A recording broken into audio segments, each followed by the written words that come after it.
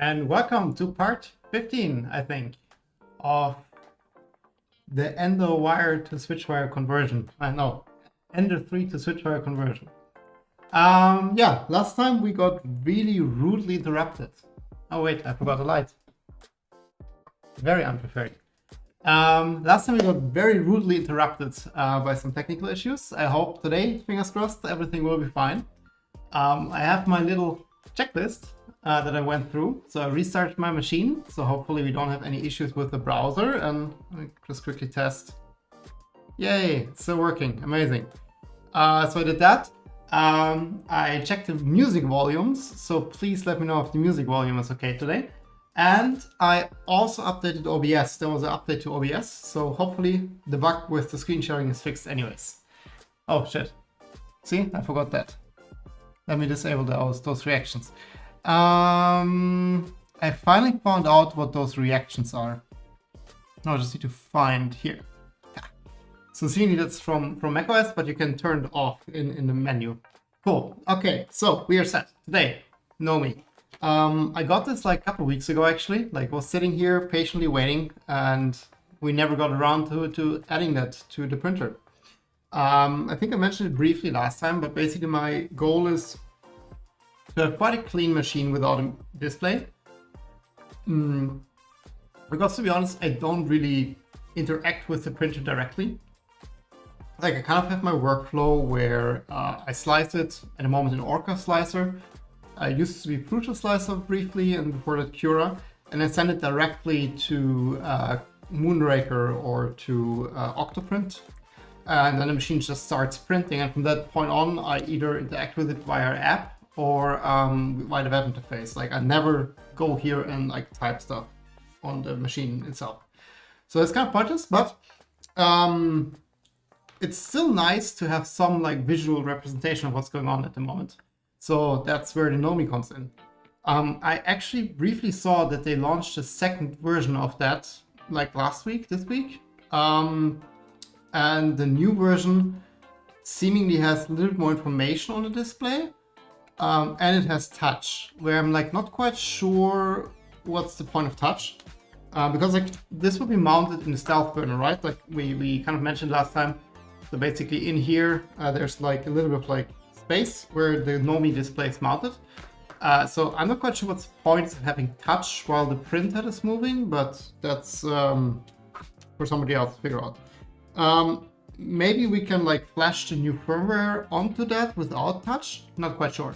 I want to modify the firmware on this one, and I wonder whether we should start with that because later it's built in here and it's a little bit hard to access.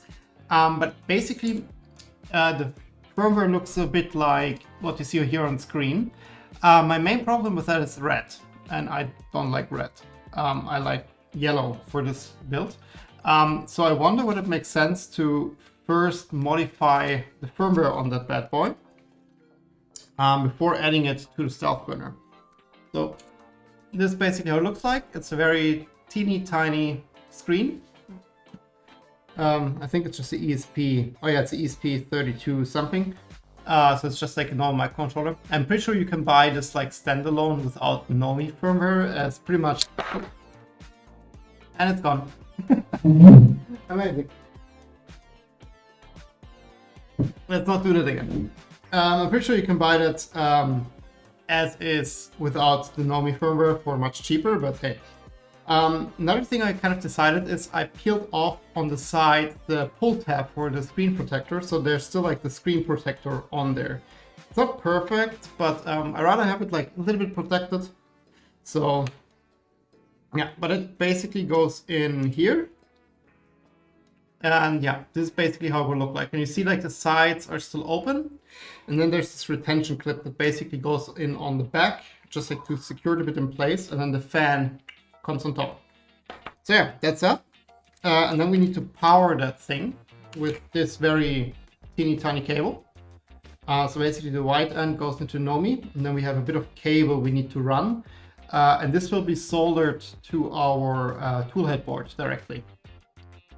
So yeah, that's kind of like the plan for today. Depending how quick we are, I hope this goes swimmingly fast and it's amazingly easy. In this case, I kind of want to start working on the camera because this is also something I want to add. I did not yet print the holder and everything, but the main problem I already realized is like I want to have the camera mounted to the X-axis basically in some form. And it's really annoying because you have to pull the cable through the cable chain to make it clean. So I actually ended up getting this like adapter here, which basically allows us to have 20 individual cables. And I got like thin PTV cable. And then my weird, stupid idea is to just solder to just plug like 20 cables to the same on the other side. And then instead of having those like weird white cables, we have proper nice cable. I have no clue whether that works. I think it should. Like I don't see why it wouldn't work. But yeah, that's basically like maybe experiment later on that we just create this like cable and see if we can connect the camera via our self-made cable to the Raspberry. But then I guess let's figure out how to change the color on that. Before we build it like physically, let's set it up hardware-wise. And I already realized I screwed up because I forgot to add a cable. Let me see. Yeah, let me just unplug my little shortcut keyboard here, which also runs on USB-C. So, let me see. So this is basically what it's doing. I already configured the Wi-Fi on this thing before, like a couple of weeks ago. But it's super simple. Like basically, first time you like turn it on, it just creates a Wi-Fi network. You join the Wi-Fi network with your phone or whatever, and then like it just pops up a web page where you can enter your Wi-Fi credentials. If you set up basically any IoT device ever, you will get along with that. Now it can't connect. I'll show you if it's a bit bright. The reason is the printer is off at the moment. So yeah, basically how this connects, it's a bit weird, I guess. It has no physical connection to the printer. Basically both are supposed to be in the same Wi-Fi and then just like interacts with the printer over network. Not quite sure how well this will work out, but this is basically how this is intended to be used. Cool. Now I would say let's start with some documentation. I did a little bit of research beforehand, and what I found is in the GitHub of the Nomi. Oh no, you are kidding me. It's doing the same thing again.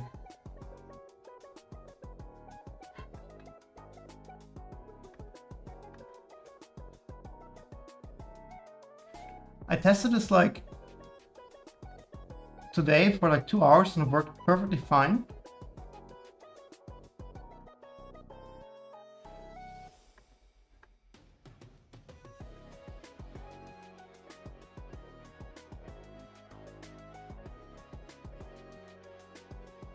Let's see.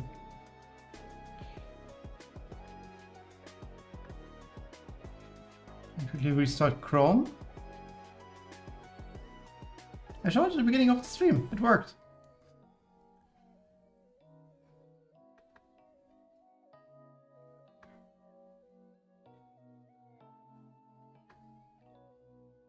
Okay. Let's see if it breaks in the next 10 seconds. Okay, so basically in the Nomi GitHub, there is a pull request. And this... Yeah, it already broken. Oh, come on. That's really not nice. So basically, for the 2 people watching, I had issues last stream with my Chrome, like you can't see what I'm doing, and we are now having the exact same issue again, like it freezes after like 5 seconds. Let's quickly see. Do you see what I do in Visual Studio? No, all the screen sharing is completely frozen. Ah, come on. Well,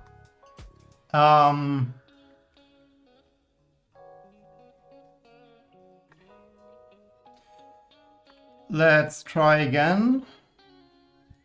We also did it last time, it also didn't work if I share my entire display. That seems to work. And it's broken. It shares for like 5, 6, 7 seconds and then it's done. Oh, come on. This is so annoying. This is so annoying. Yeah, well then we can basically end the stream right now again, because that's not really like useful.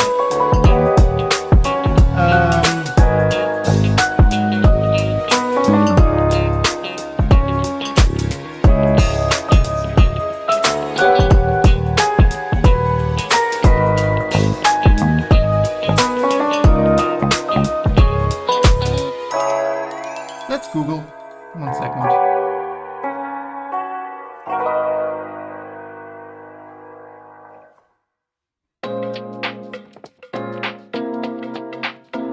People having the same issue.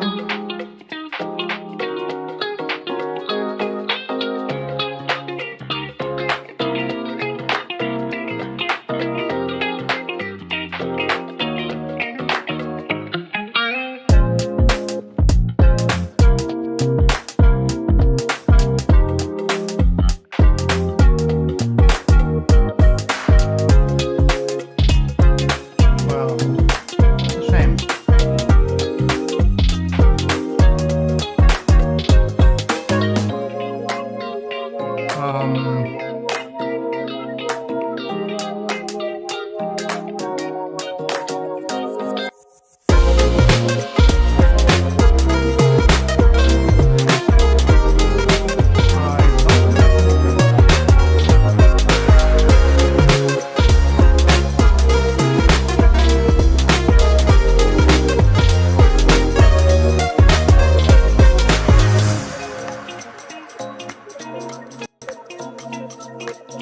Yeah, if I change one setting, like it works again. Yeah, no, it's frozen again. So it works for like 5 seconds tops. If I now say show cursor again, like it works again for like 5 seconds. And it's frozen again.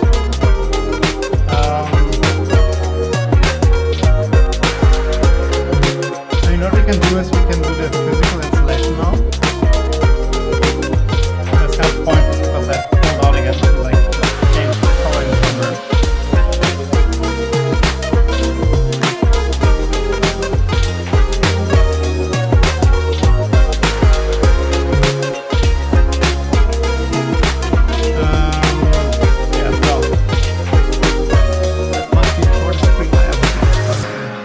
Anything I can do right now. Because basically, like, I mean, I can do now the physical installation, pull it out again, but then it's also like, what's the point of that? Technically, we can solder this cable.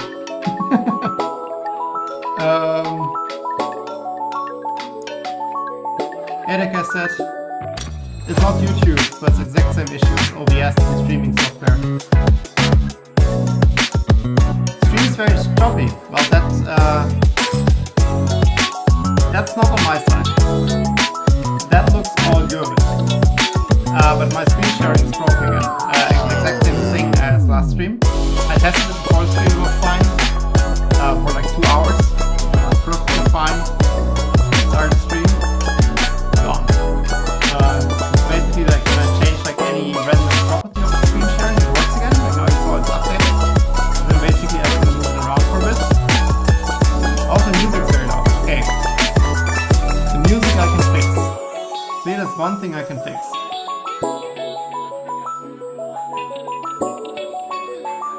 Oh, the music is loud again because it's picked up from the screen sharing. Yeah.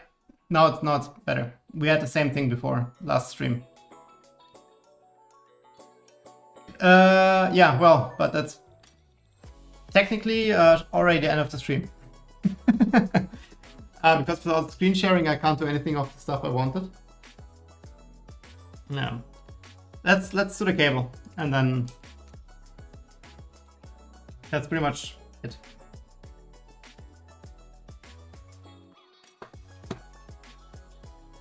Well, Okay, cable. So basically what we're trying to do, that's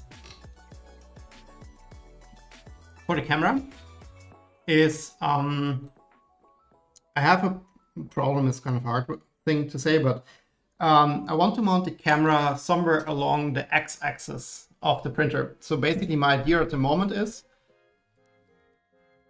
to mount it here on the back. There's nothing there, so that's all free. The stream's constantly buffering for me. Tried connecting through VPN, but that didn't help. From my side, the stream looks good. Like I see from the YouTube live control panel that the stream quality is excellent. So that should be fine. That should be fine. Yeah. So basically I want to mount the camera back here somewhere. And I have a really cheap camera, but I don't want to buy a new one at the moment. And this one has quite a tight field of view. So in the end, I will mount it somewhere really far back here, like all the way back here. That will look a little funny maybe, but technically should work.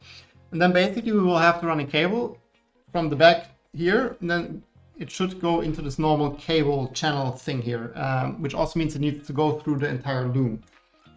So let's quickly check.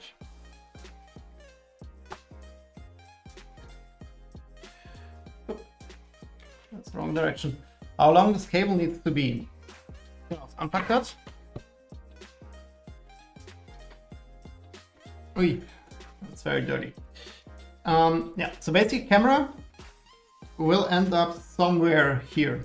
Basically all the way at the back, and then it will there will be like some beam coming out here, quite long, but should be fine. And then I want to fold it like this. Basically the connector goes to the top, and then we will have a cable coming out here, going over the beam, going somewhere here, and then into the main loom. So let's quickly figure out how long this needs to be. And I want to use this cable, which is 28 gauge, if I'm not mistaken. It's quite thin, but it should be plenty. Like those white cables are also really shitty, so this should be fine. Let's just try to not make a complete mess out of that. Maybe we can even use another cable just to measure. So this needs to go somewhere here. Then this needs to go in here. Somehow, I guess we can just have it here on the side, go in here. It needs to do the entire loop. Need to go down.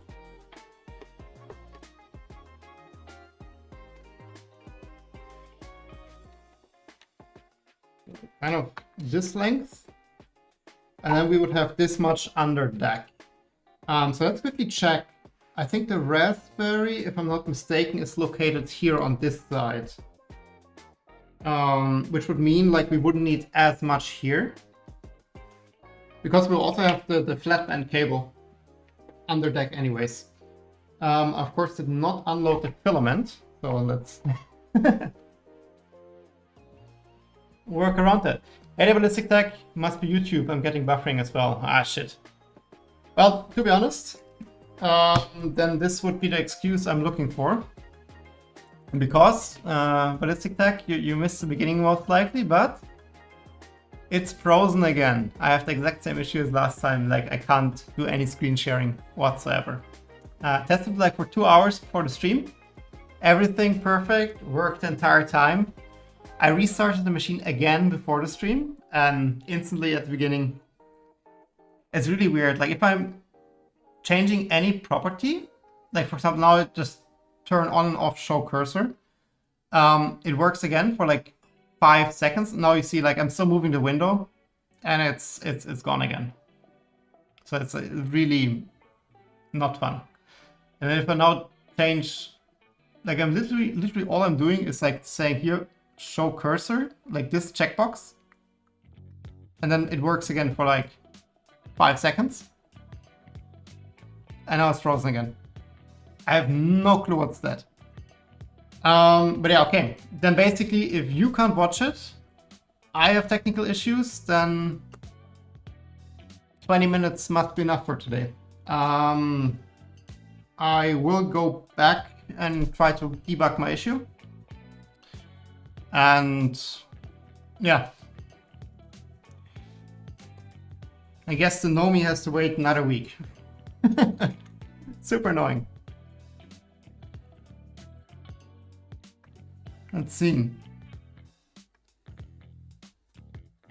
Yeah, I don't know. Well, I mean, we can do the cable, I guess. Let's solder the cable. Then we just complete one item. So basically, it comes out here on the bottom. I'm not going to pull off the bottom panel, but it comes out here basically, which means we can kind of like use this. And maybe we can even pass the cable through there to the other side, and then mount this adapter on this empty spot of the extrusion here. And then just have a flat pan cable come out from here, going to the pie over here. So it's like really short run. It should be like 10, 15 centimeter cable. And we don't have to deal with this flat pan cable the entire route. So the question then would be, from the length perspective, we used this cable to measure. And that's pretty much the entire length of the cable we need, right? Because under here we need like an extra, let's say like an extra this much.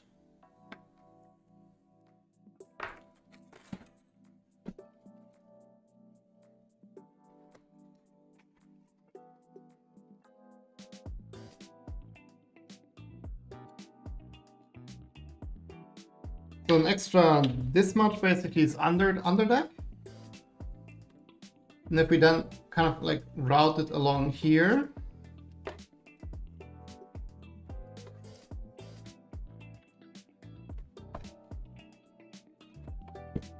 see what later on that.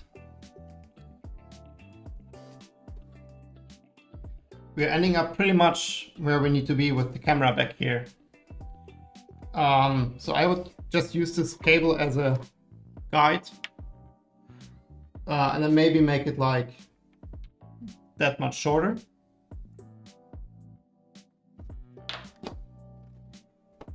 And let's just hope we have enough of that.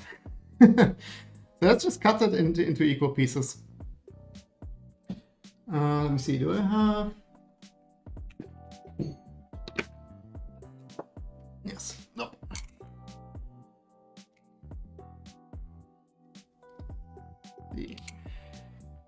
Carefully unwrap that. Such a thin cable. And I have no clue if that will work, like using this cable for the camera.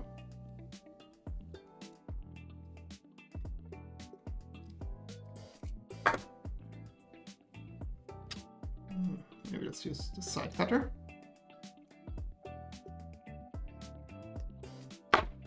There we go. Okay, this will end up being a complete mess. Maybe we can use this fancy measuring mat I'm working on the entire time. So this is basically one complete length. And then basically to that line here. So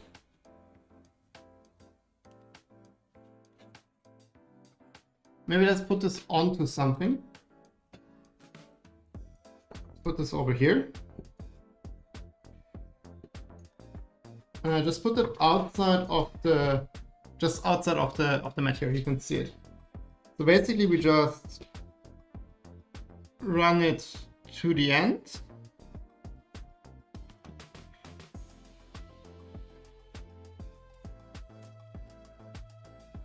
So something like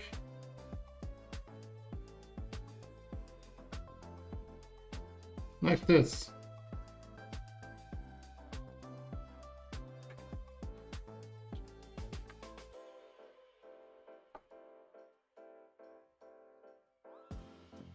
when this is our template.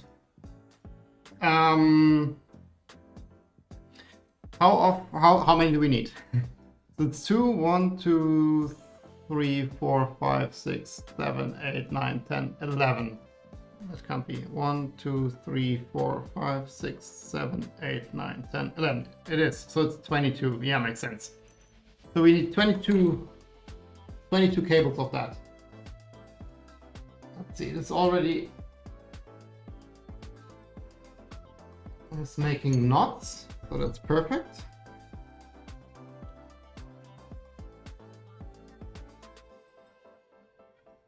Oh, it's a knot from the end. Okay, they put a knot around the end.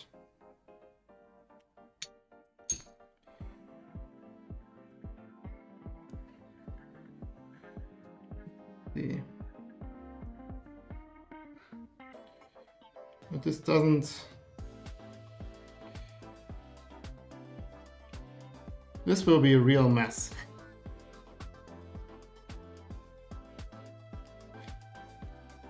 Because the end piece here is kind of like wrapped around. Let me try to.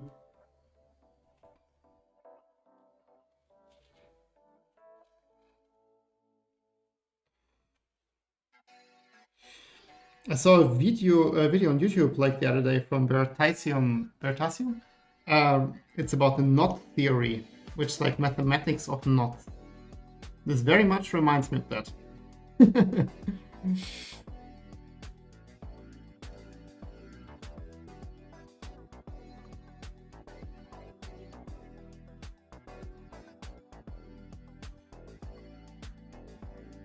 Wonder whether I messed it up or where it was already messed up when I cut the tape.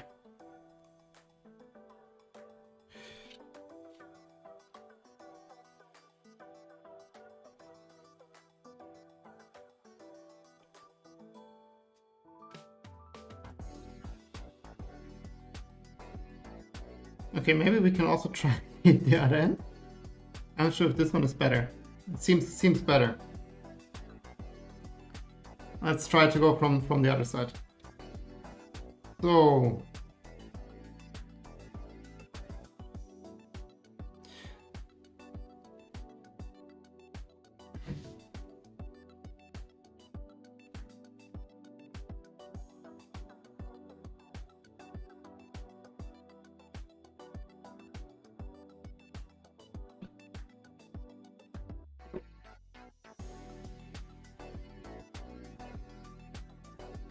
okay, one. I tried to have the template one has a trimmed and like there's bare wire at the template one, so I can distinguish it from the ones I cut. Okay, I already give up on that. Let's just pull it and hope for the best.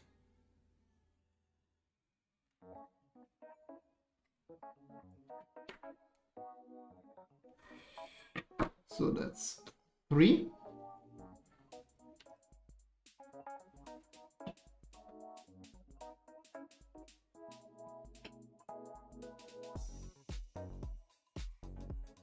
That is 3.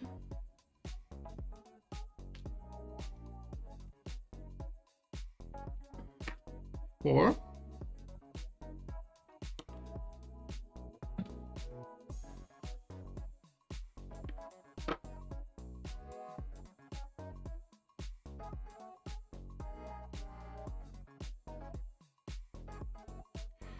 And off we go with the knot. Oh god, this will be horrible. I'm not sure if this will be fun to watch.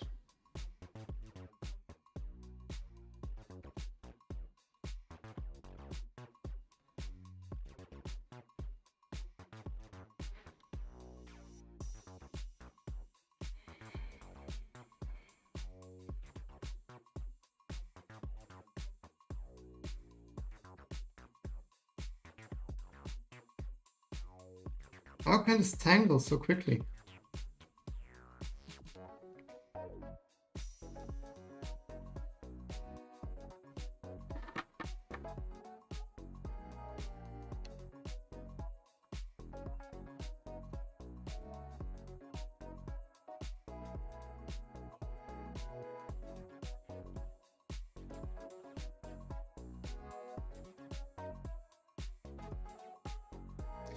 Okay, it's long enough to cut one. Let's just quickly shorten it.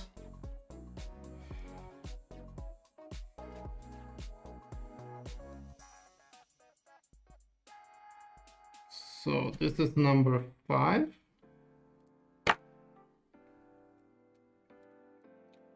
Let's keep the template one.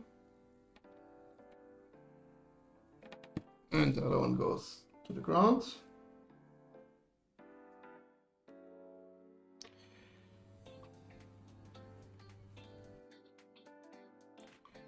And that is one knot less. Let's cut the next one.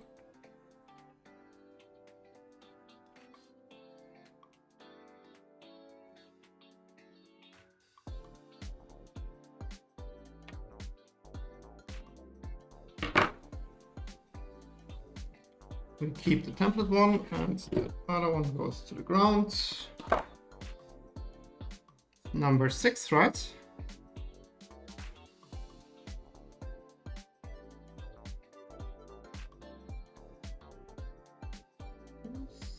Yep.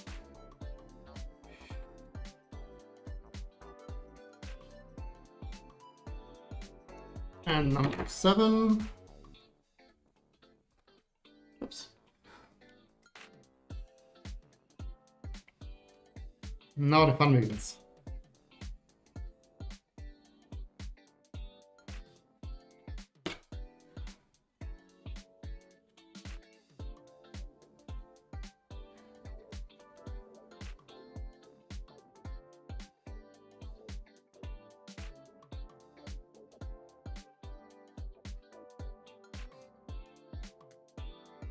I feel like whoever cut this cable initially just put a knot in it. I mean, now that I dropped through the floor, it's most likely not helping much, but I mean, it was already screwed before. It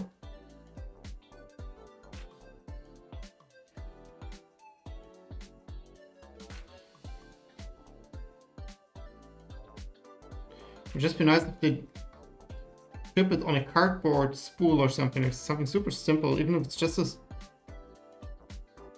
cheapest thing.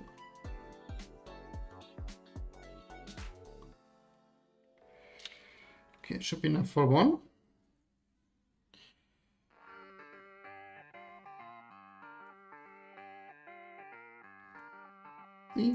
Number 7.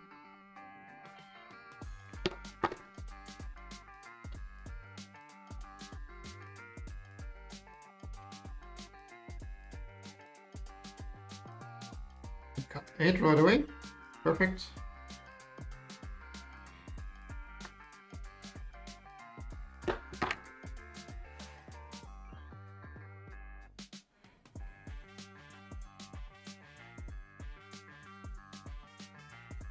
Ooh, that will be fun at some point to... Let's see how much cable is left. I don't think that it will be like a ton of cable left once we're done.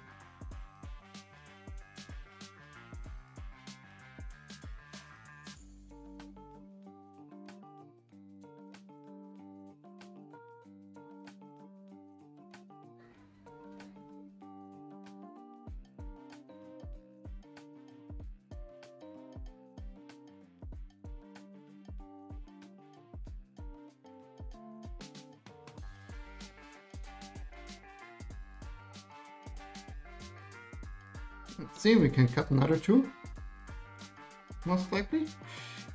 Where were we? Number 8. That's the number 9. Almost halfway. Oh no.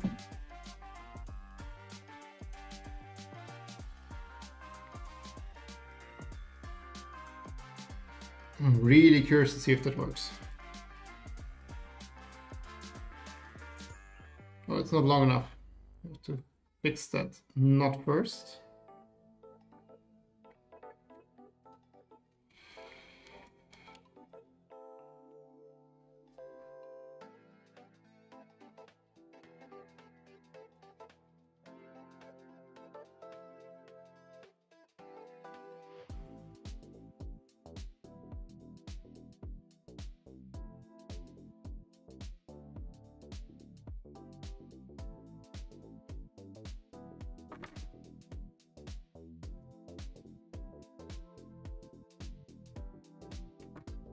Then this is number 10.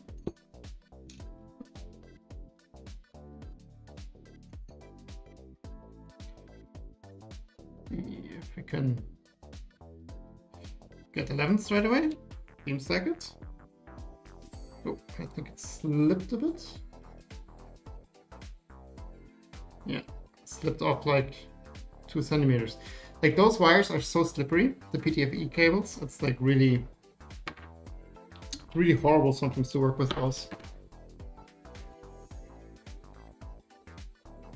Yes. Always trying to keep my templates here, because if you like change the templates in the process of cutting all the cables, like they're getting more and more off. So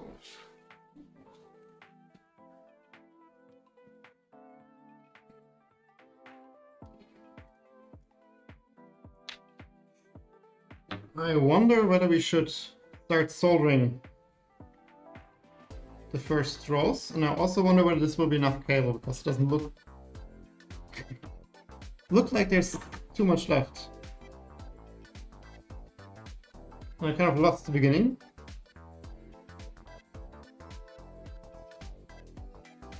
Not like that would make any difference anymore with that mess. Here's a loose strand. Let's trace that.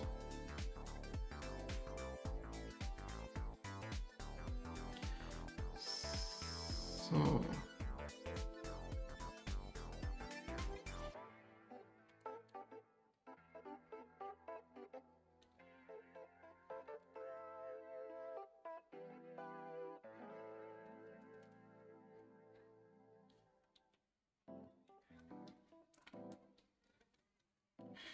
reminds me a bit of like when you still had wired headphones.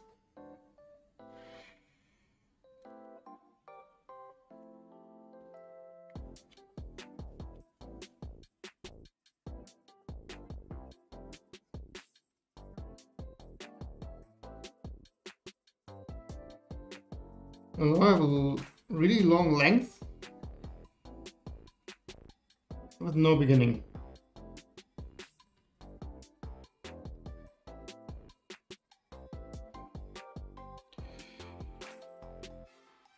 It's really easy to lose the start in this mess.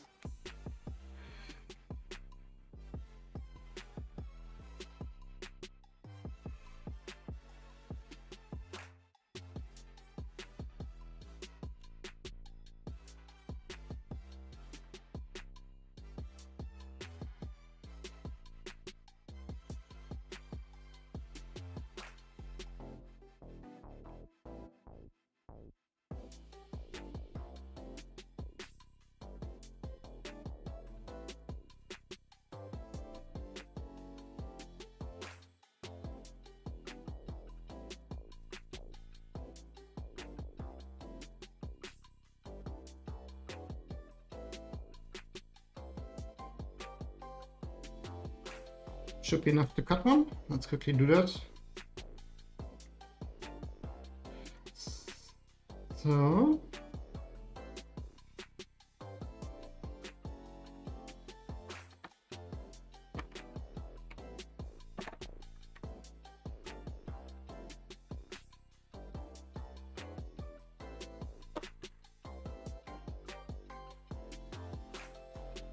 this is my template.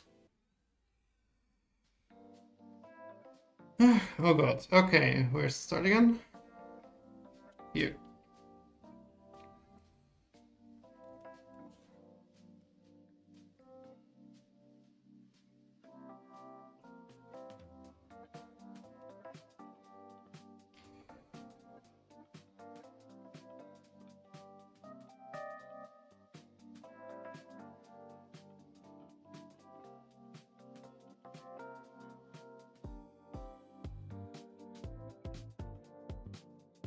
Yeah, wait, here. Yeah, should be almost enough.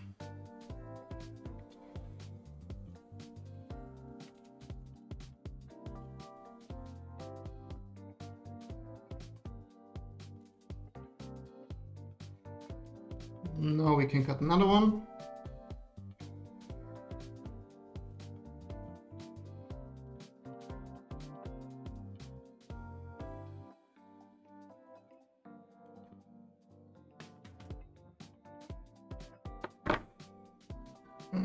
this one is already cut.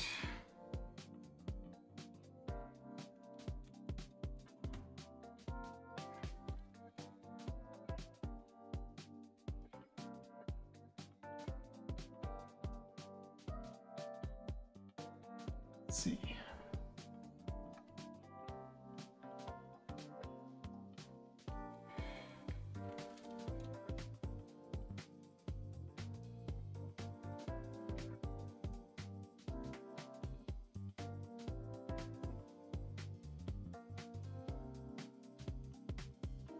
Almost proud of me that I managed to step-by-step untangle this.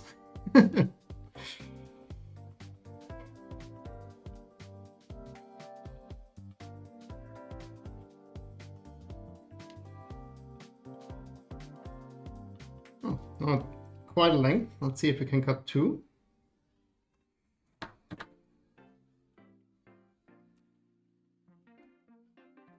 Oh, no.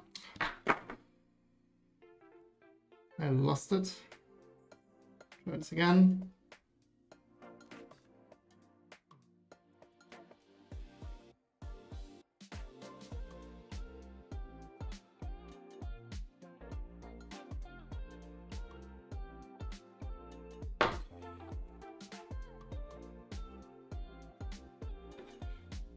Kind of lost count.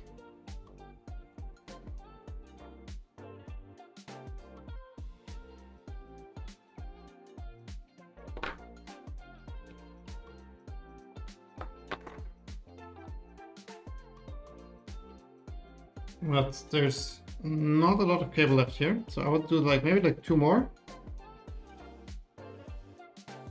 And then let's just start soldering and see how far that gets us. Technically, like, I mean, the plug we are using here, like this adapter thingy, has 22 pins. But I don't think all 22 are actually used by the camera.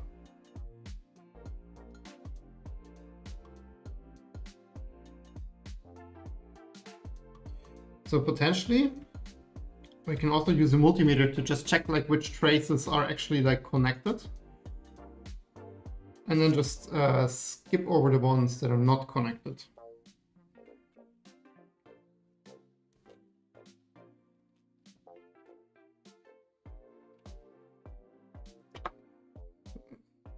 This one.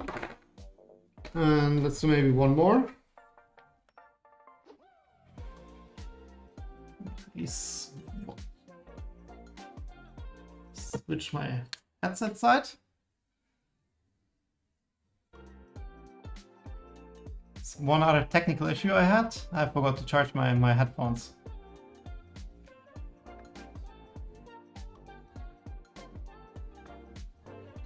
So, and up and running. Okay, cool. So we have quite a number of cables here. So I would just say this is fine for now. I mean, looking at this, we can maybe cut like 4 or 5 more, but also like the knot is not horrible anymore. So if we need to cut more, it should be fine. Cool. So this is like basically like, again, our setup, right? So we want to have the camera on one side, then this goes through the entire cable chain. And then basically we use the cables we just cut to connect the 2 sides, basically. Looking at this here, we can see that we have 1, 2, 3, 4, 5, 6, 7, 8, 9, 10, 11, 12, 13, 14, 15, yeah, 15 traces. And here the other traces are not connected, right? So technically we only need to solder 15 cables of the 22 pins we have here. So the question is, do we solder 7 extra cables or do we figure out which ones which ones are not connected? I think like it makes sense to just measure twice and solder once in that instance.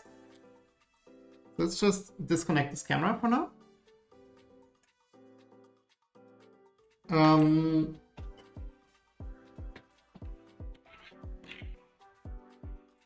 Let's just see, like, how do we do it smart?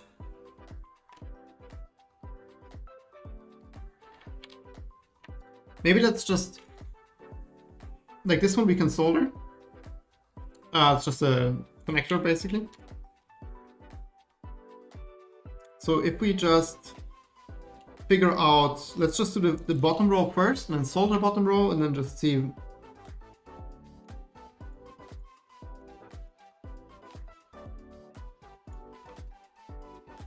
Oh.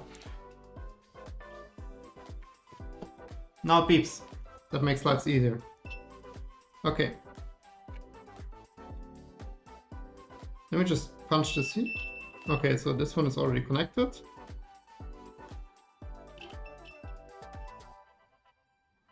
So the first two, 3,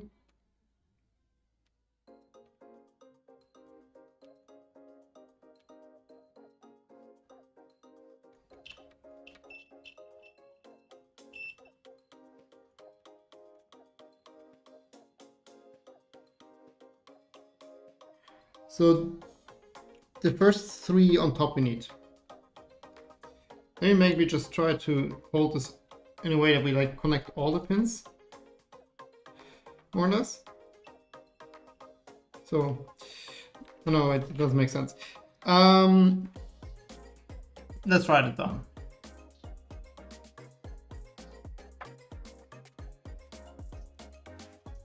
So basically we have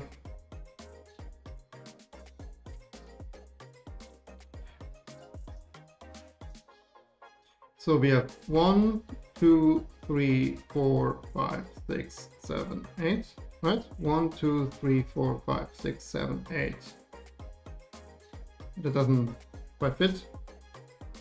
1, 2, 3, 4, 5, 6, 7, 8, 9, 10, 11. Now it's fine. So basically, let's just check each pin systematically. So this one is the first pin. And we know this is this one here. So this one is connected. Then if this one most likely goes to the bottom, and then the third one is also connected.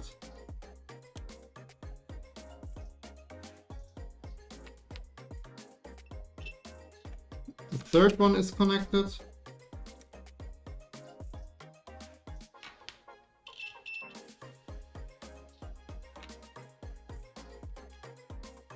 This one's most likely on the bottom.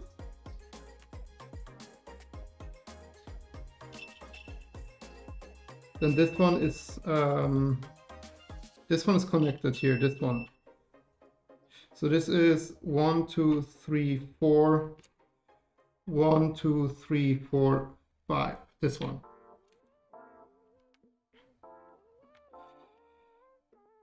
Let's just double check. This is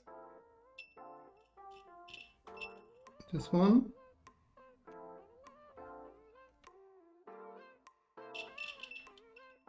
And I assume that's always the second.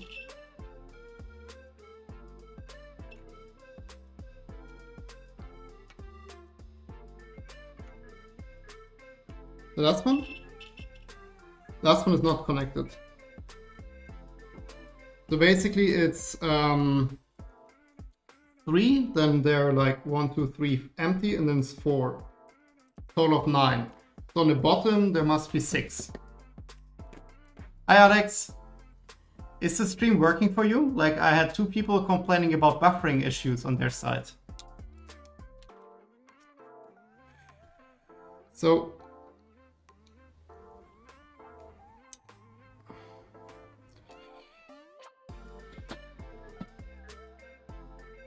let's see, let's bring the soldering iron here. Has a tangled up cable. Amazing.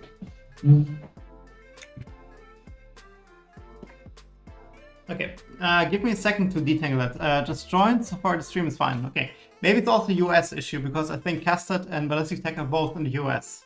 Let me quickly detangle my cables.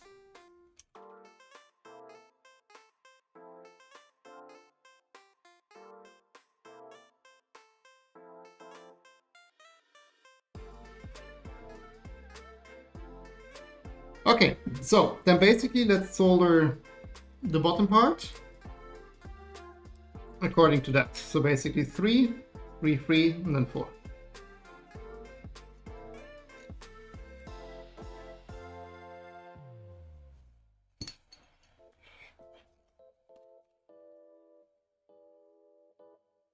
Maybe a fish ripped the sea cable. Potentially that's the cause.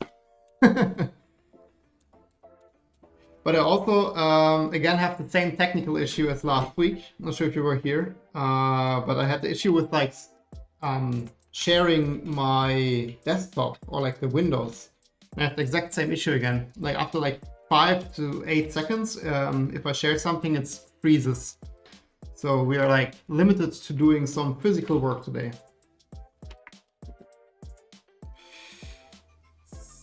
So basically we're looking at this like this, so 3. Then maybe let's just pre-tin all the ones we need to solder. Oh. We'll also need a bit more than 270 degrees.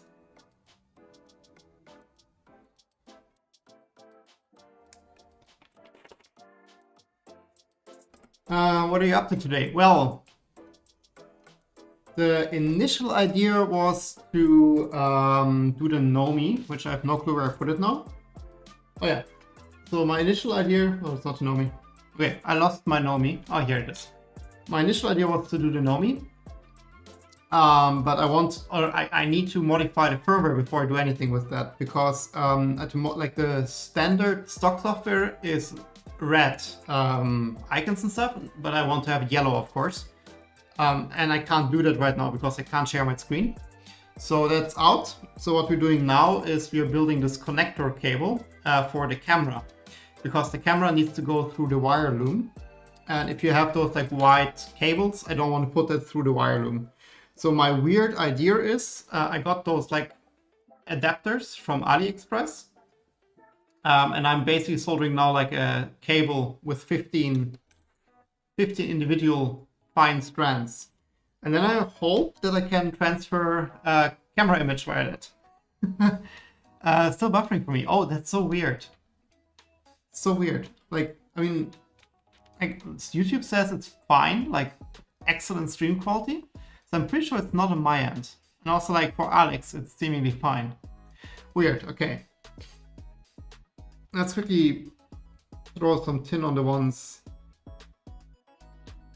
we want to solder. So it's the first one, it's the second one, the third one, and then it's 1, 2, 3, 3. Oh, 1, 2, 3, 3, and then we put some here and there,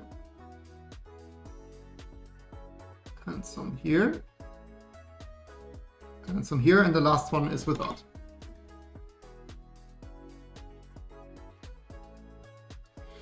So let's just solder the first cable. Let's start from the end.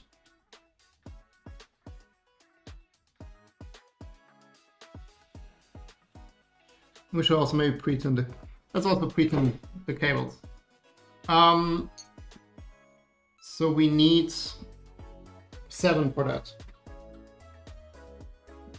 Let me grab 7. Hopefully without making a mess again. So this is 3.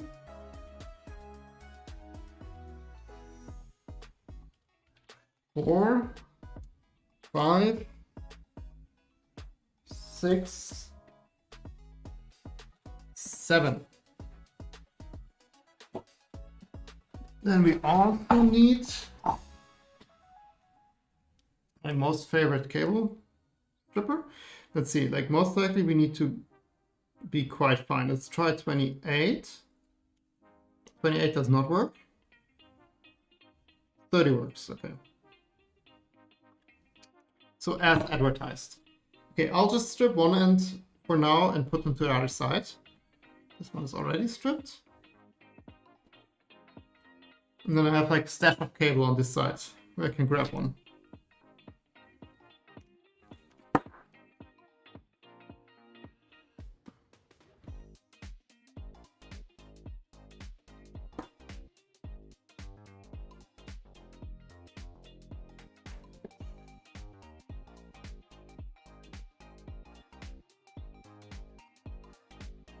I'm so curious if this will work.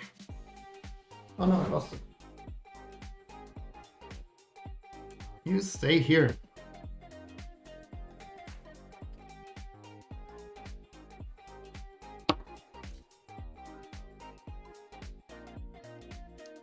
And the last one.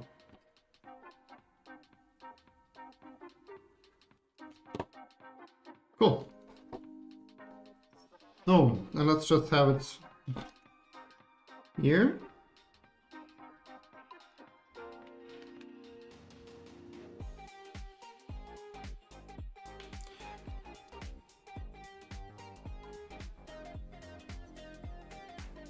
That's the first one.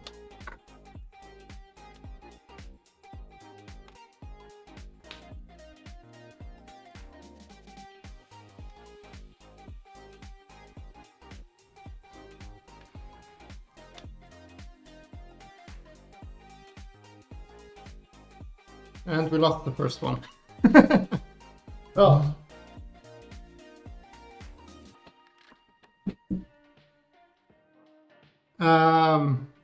Maybe it's better after all to work from this side. Because I will put in the soldering iron on this side. And most likely will always touch the pin next to it. And this way the pin next to it I will touch is not yet connected with anything.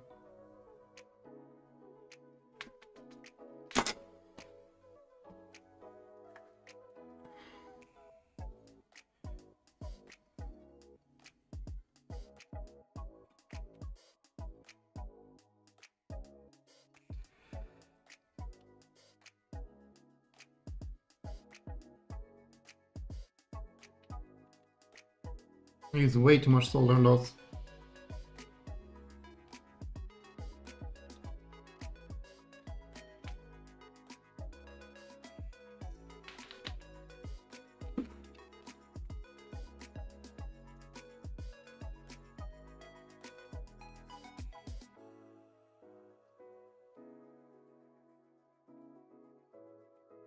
Trying to make it pretty, but okay. 3.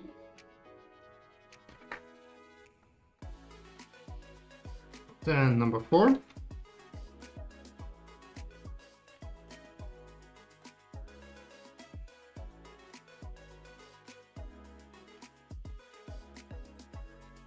Yeah, I put too much solder already on the pins.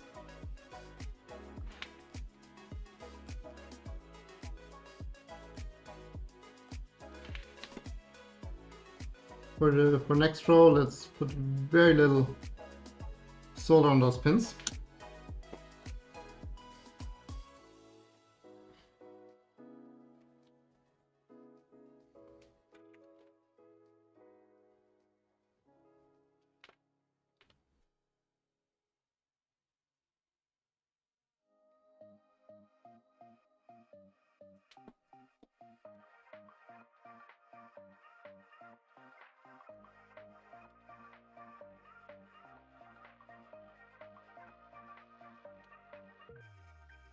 Okay. 2 more. And we have one side done.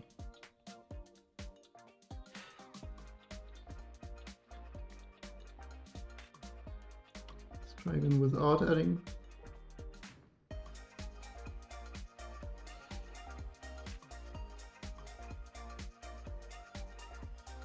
Yeah, if I don't put solder on the cable itself, it doesn't work. Okay, maybe that's a trick.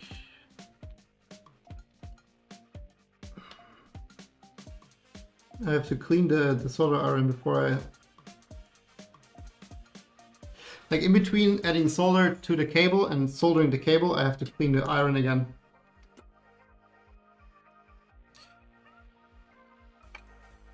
The last one for this side.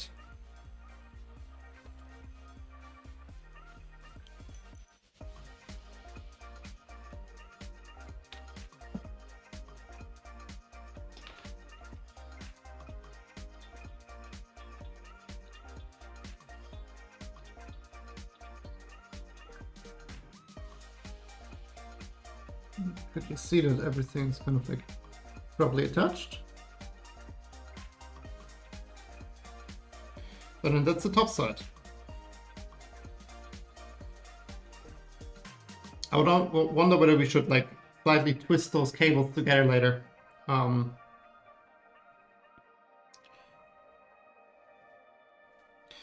Cool. Then this is...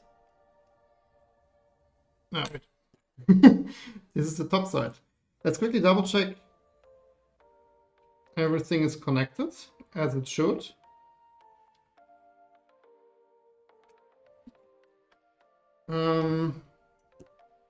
Just to quickly check that we didn't like accidentally like flip the connector or something. But I'm also very happy that the length is almost equal on all of them, plus minus like half centimeter, so it's pretty good.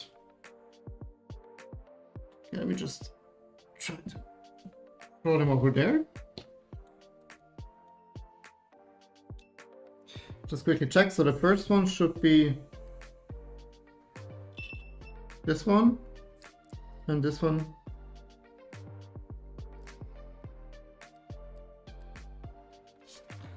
Should be one of them.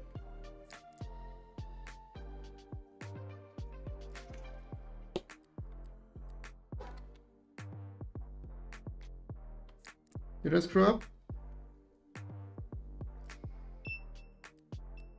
No. Okay, should be fine. I mean, at the end, the fun part will be like, do those match on both sides? But for now, I think it's fine. So we have now soldered 7 cables. So on the other side, we need 8. So now the fun part will be figuring out which of those will be connected. Let me see if I can, without breaking anything. Maybe I should get a longer cable.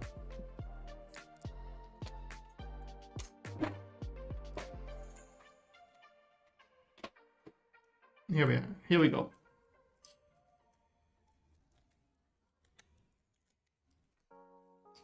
Because I only have one of those super short ones.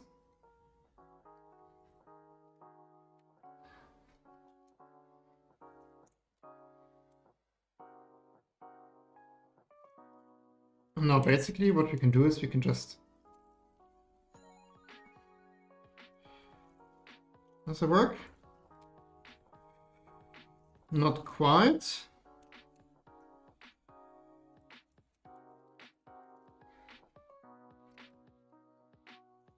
Let's do it this way.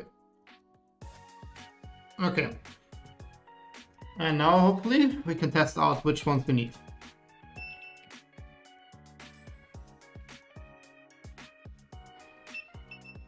So the first one.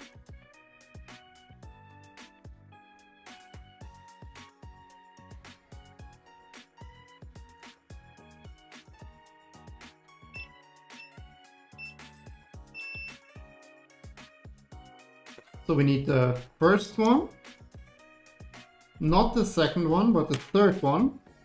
Right, the second one didn't connect to anything. No.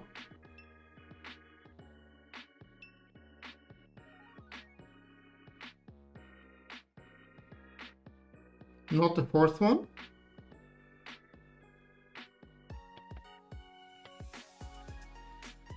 Not the, oh, I already made the remark.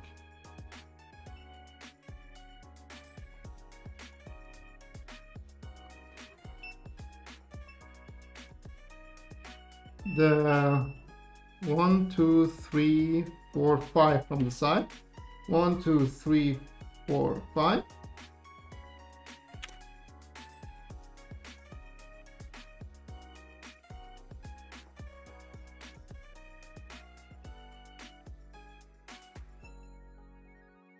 No, it basically must be all of them. Yeah. 1, 2, 3, 4, 5. Yeah. So it's basically like this. And in total it should be 15. 1, 2, 3, 4, 5, 6, 7, 8, 9, 10, 11, 12, 13, 14. Uh-oh.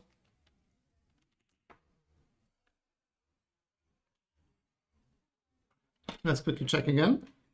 So we have the first one.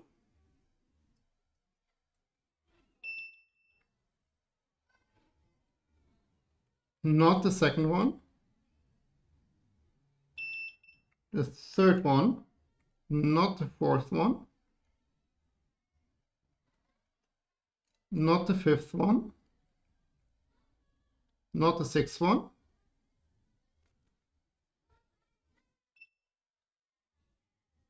The seventh one. I heard it somewhere.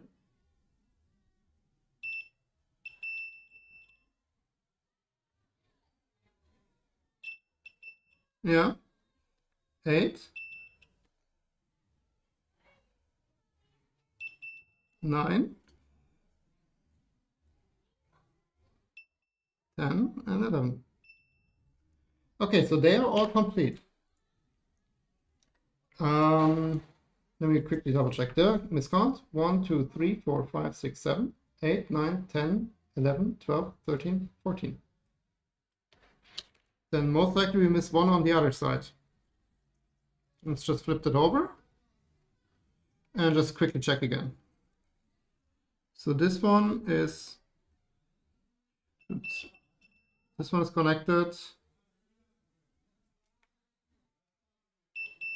This one is connected.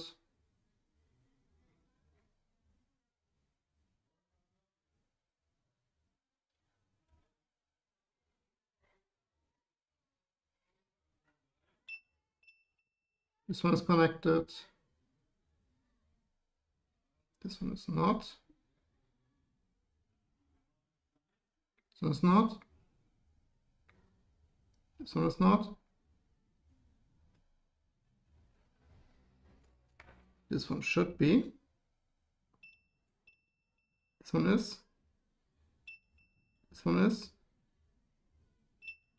one is.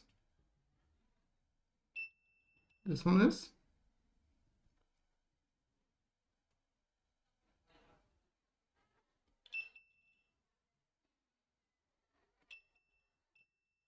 Yeah, we missed this one. The last one is also connected. So it's basically identical top and bottom. The only thing that's missing is this one. I did lose music, I think.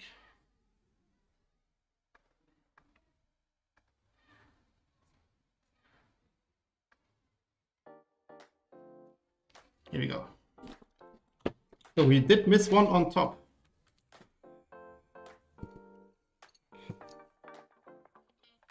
Which is luckily easy to fix.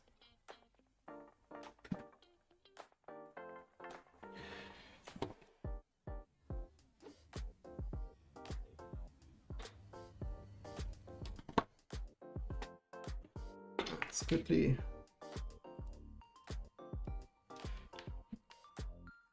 tiny bit of solder to there.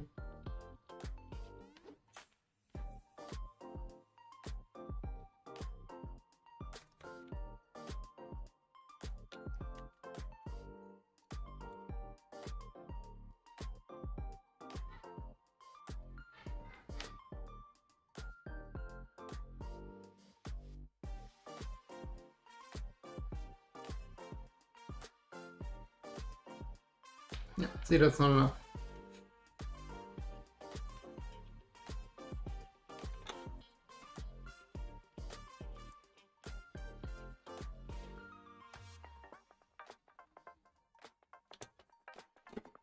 Here we go.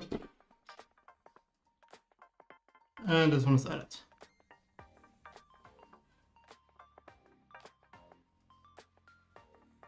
Let's see. So then let's flip it over. It's actually also a good idea to solder that while it's plugged in, because then it absorbs a bit more heat before the plastic starts to melt. Okay, so that means we need 7 cables, right? 1, 2, 3, 4, 5, 6, 8, 7. So 1, 2, 3, 4, 5, 6, 7. Yeah, we cut way too many. Okay, let's just start with stripping the ends. And I'll just pile them up again over there.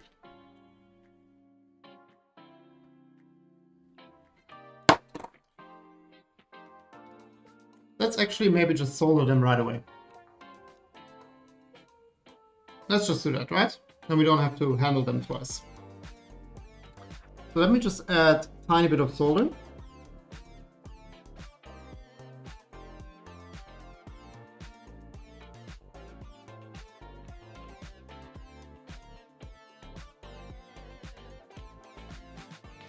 To all the ones we need, which here we skip the middle one.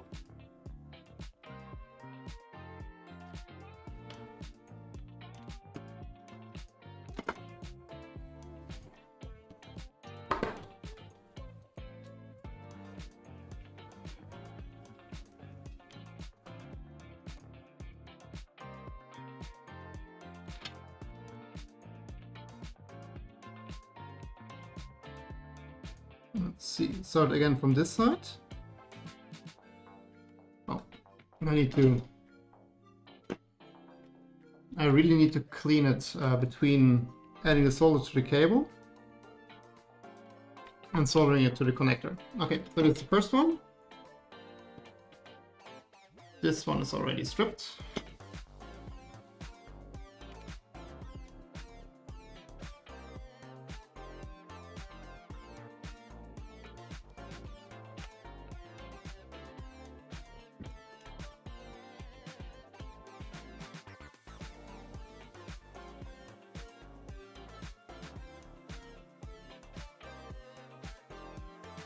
The next one.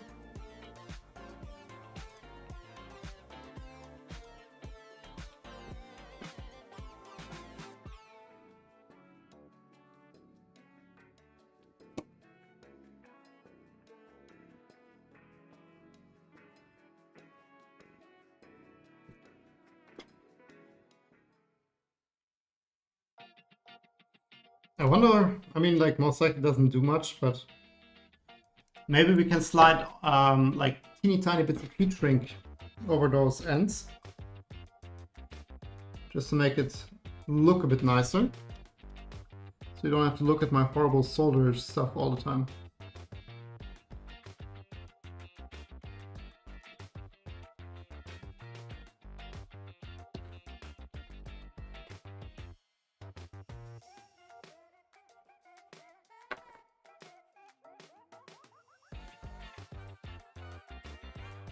Almost there.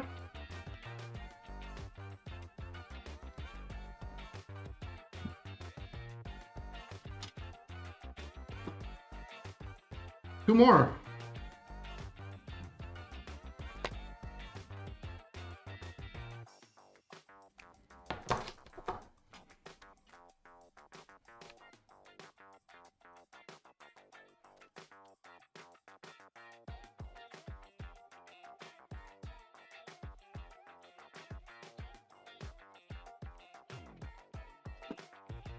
And last one.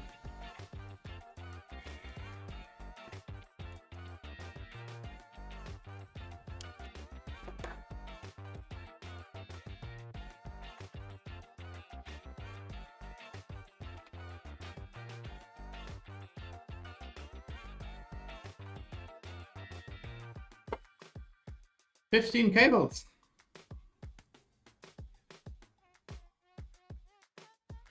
I really wonder whether we should give it like some twist or something just to keep that together.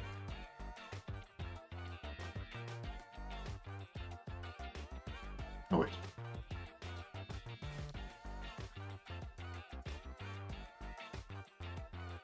Just like some form of twist, just like to make this like one thing. Maybe if we just add a little bit of clip there, and I can twist it at the end. But this won't make it easier to solder the right cables to the right ends. Okay, let's quickly check if we can make this a bit prettier. So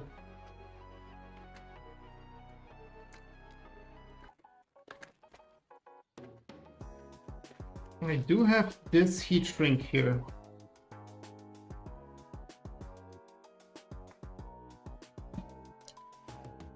Let me just try. So if I just snap off like a tiny bit there, let me just go for the first cable.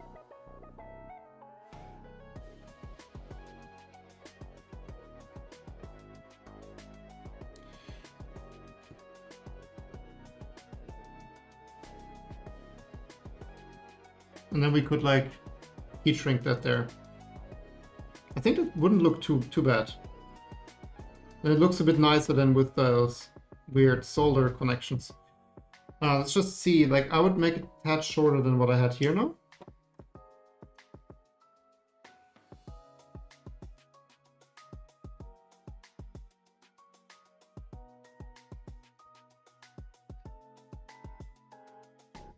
I think it would look good later. So we have another fun exercise of cutting 30 of those. It should go quite quick. And then we need to remember to put 2 on each of the cables.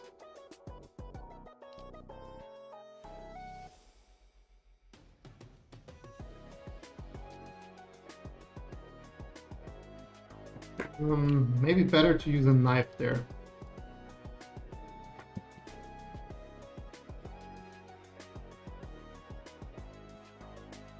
That's quite a cable loom.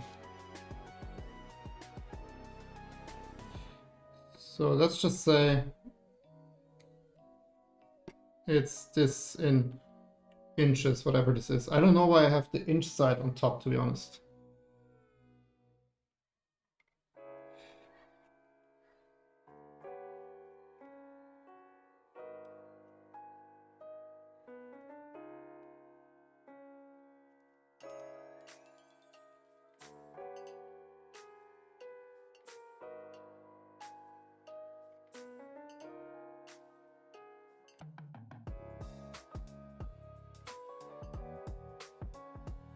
I'm not going to claim they're perfectly the same length, but roughly.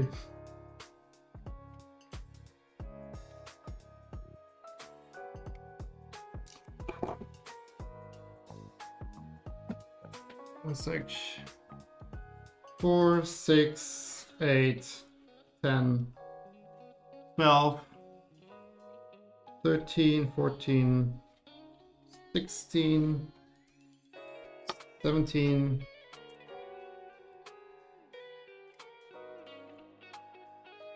18, 19, let's get rid of this pink part, 20, 22, so that was way too long, 22, 23, 24,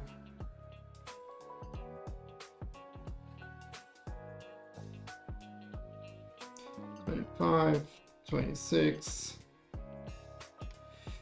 27, 28, 29, 30.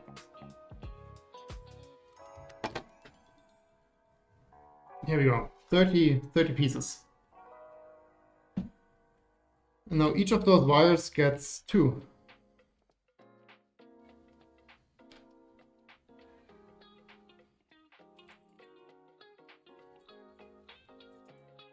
And after I got one, I throw it over there.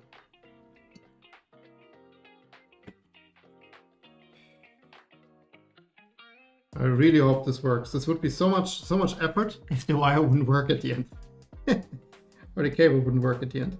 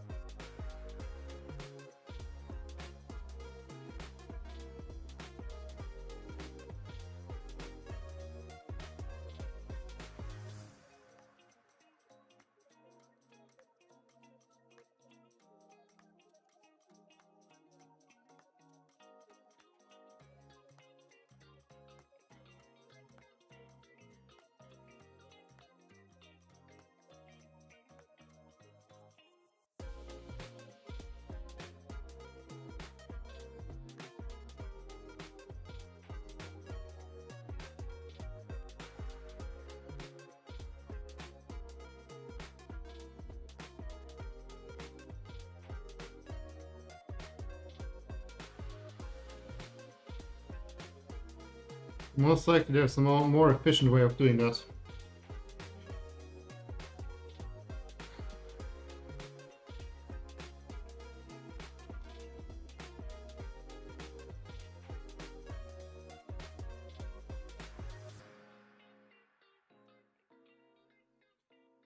Like if this wouldn't work for whatever reason, I mean, maybe you need shielding or something, which I can't imagine because like those white flat wires are also not shielded.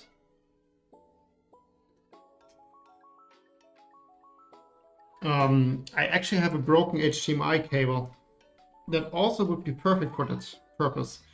I know you can actually get HDMI to those like camera cable thingy adapters. But given that the HDMI cable I have has a broken plug, so I would just cut off like another of this like plug thingies. I have plenty of those. And then we can just solder the HDMI cable to that, basically like replacing those loose wires I have now. But it would be much more stiffer than those like small PTFE cables I have now here. So potentially this would be less nice in the cable drag chain, but no. Ha. We lost it. And I lost both of the both of the things. Okay, that's not too bad.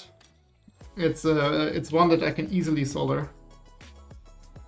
Let's just finish up the other cables quickly and see if we lose another one. Better to find out now that they're not properly soldered than later.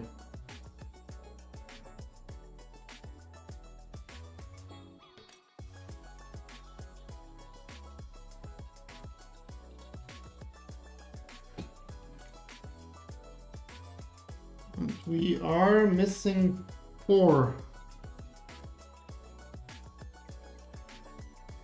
Must have miscounted at some point.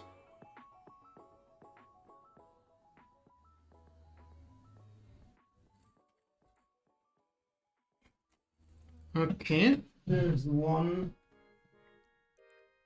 and 2 that I lost. We need to resolder the cable and cut 2 more.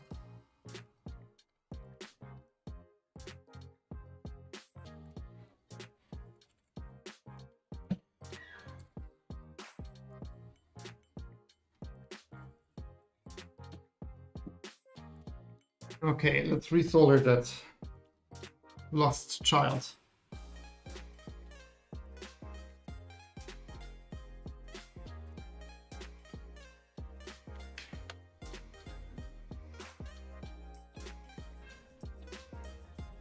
What's that?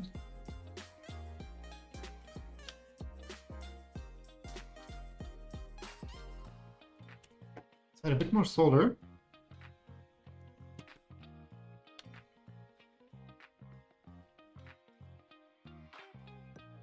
Yeah, but this one is quite easy because there's no cable next to it.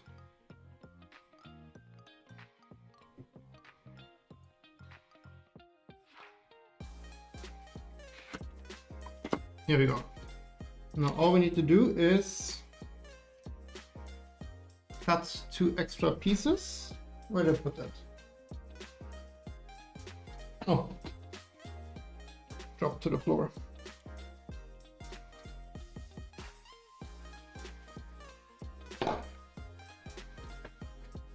And then this side should be done. Now I just need to be very careful to solder the correct cables on the opposite side. Because right now this looks quite messy.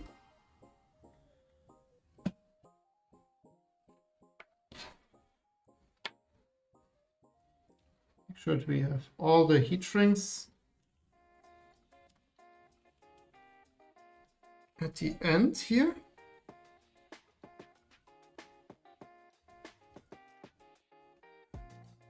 Every cable has heat shrinks here, 2. Oh, oh it's way too zoomed in. Oh, my screen sharing works again. Amazing. Cool.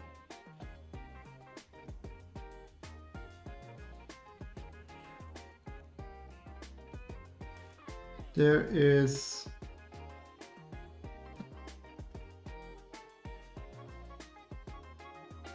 Oh, there's some here.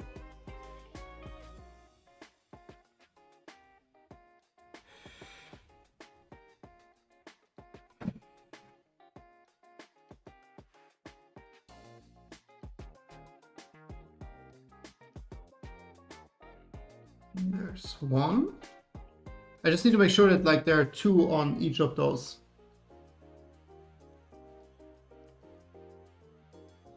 There's one. Because later, I mean, they don't need to be at the end position obviously, but if there are two on, then we're good. I just can't add it later.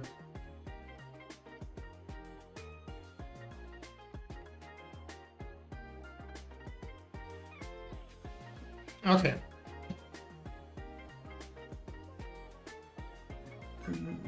Now we're complete. Okay. Let's do the following then.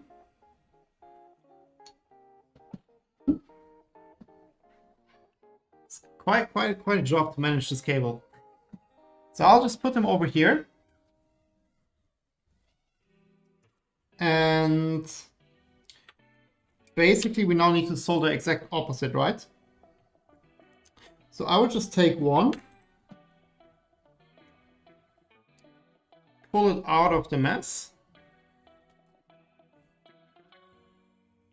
and then we can solder that. Problem is we need to figure out, I mean technically we don't need to hold this here anymore. So I can just put something on top. It's like kind of like weight down a bit. And then we can use the holder on this side. Strategically, let's start again on this side because I will solder from that direction basically. Some right-handed.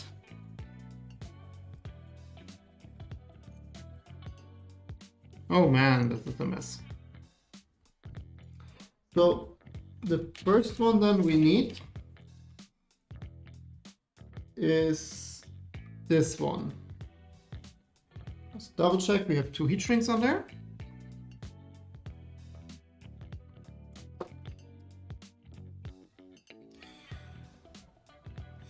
And now the art will be to solder that without making any mess. And then the other thing we need to pay attention to, let's solder one and do like an end-to-end test with the cables. Because I'm not 100% sure, because technically I'm soldering now position 21 on position 1, which doesn't sound right, but I think from the logic, like how it's like laid up on the table, it should be correct.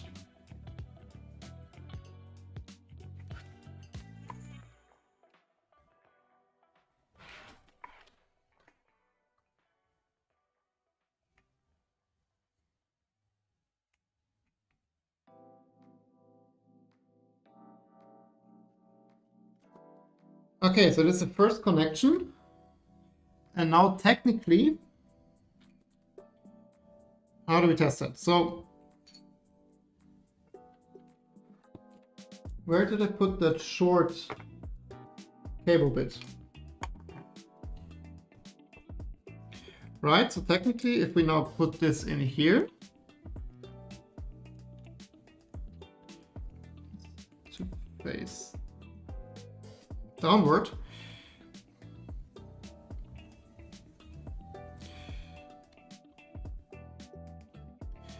and we take this on the opposite side,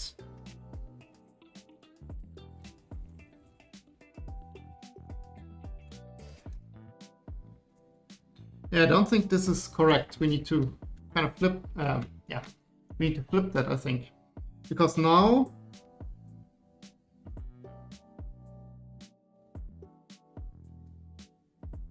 Oh, turning on helps. So we connected this one, I think.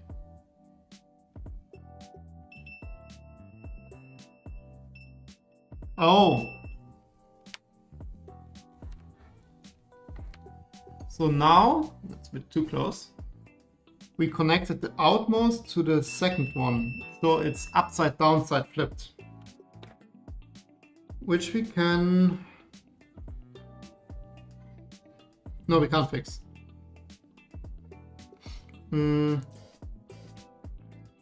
Let's see. Whew. Okay. So basically we soldered... If we get the first one right, the rest should follow.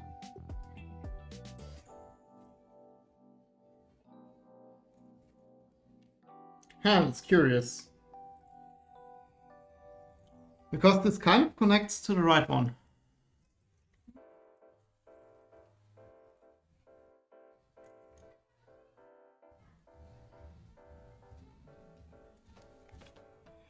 Like it's the topmost here. Topmost here to topmost there. But technically now what it tells me to, I need to solder the top to the bottom. Let's try that.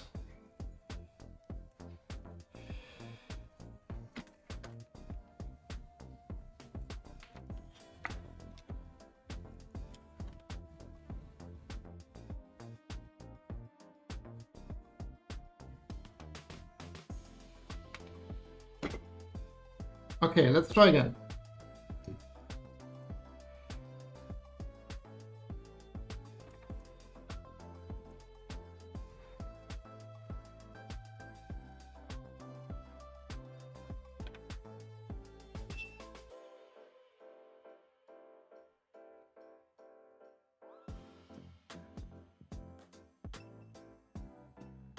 Yeah, now that the second pads on both sides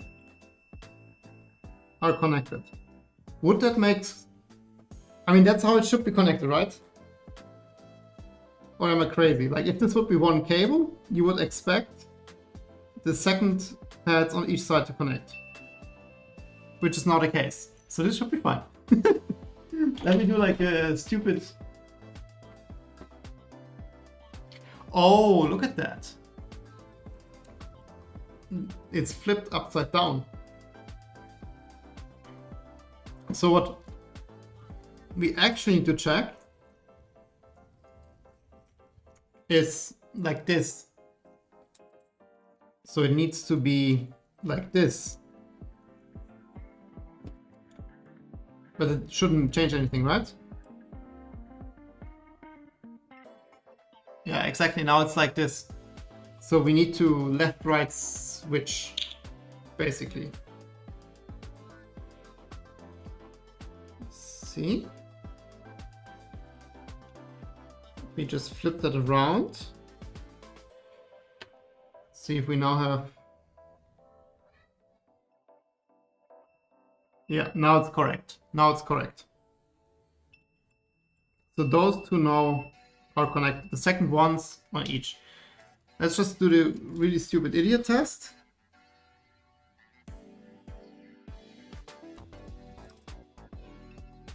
Yeah, of course. Yeah, so this is now identical to like the normal white cable. Okay. Then we are hopefully oriented.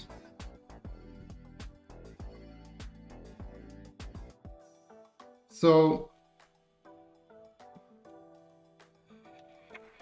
which cable is this now? So the top one goes to the bottom. Oh no, it's left-right switched. Top, but left-right switched. Okay, we can manage that. The only thing I'm now trying to do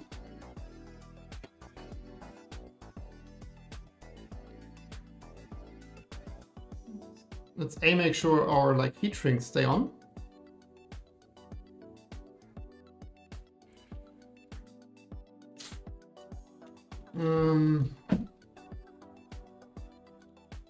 Man, it's like horrible to manage.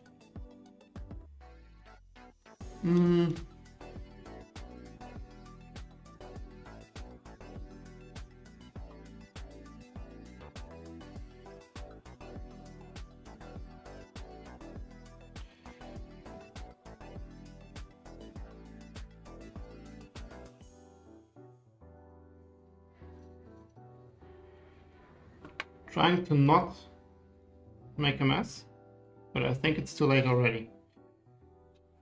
I think it's good to keep this like quite stretched out, so we have the least chances of making knots.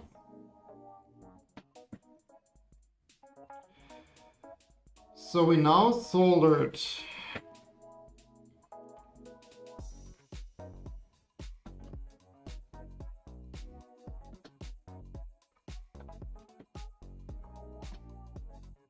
Man, those cables hook on everything.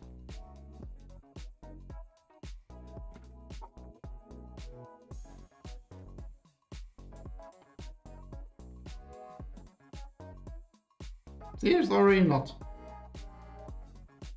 Need to be really careful. Okay, so we soldered now the top one. So now we solder this one and leave one spot free.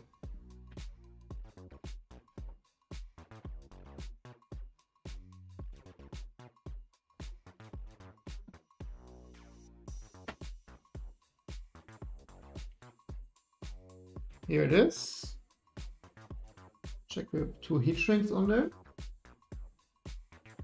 We do. It would be amazing to have like some form of cable management, but I don't think I can come up with something. So let's make sure that we solder it always straight.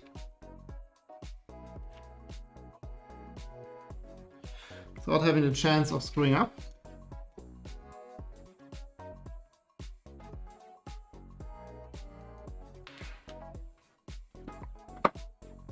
One free. Okay. That's not a good solder connection. Also now we are soldering the exact opposite direction of what we wanted to do.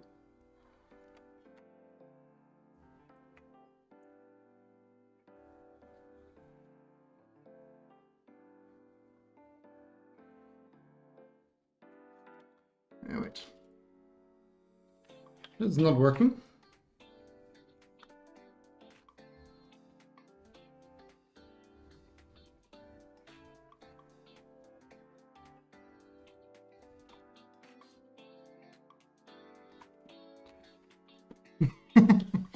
Let's start over.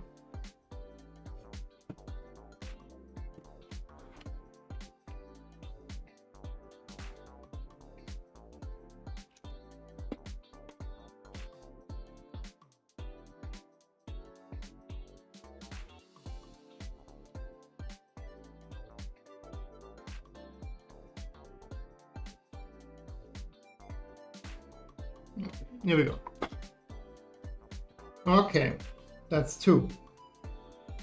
I wonder whether we should just jump to the other side so it's easier to solder.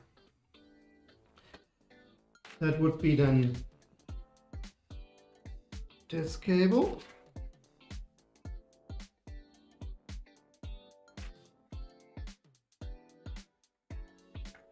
Where we only have one heat shrink on.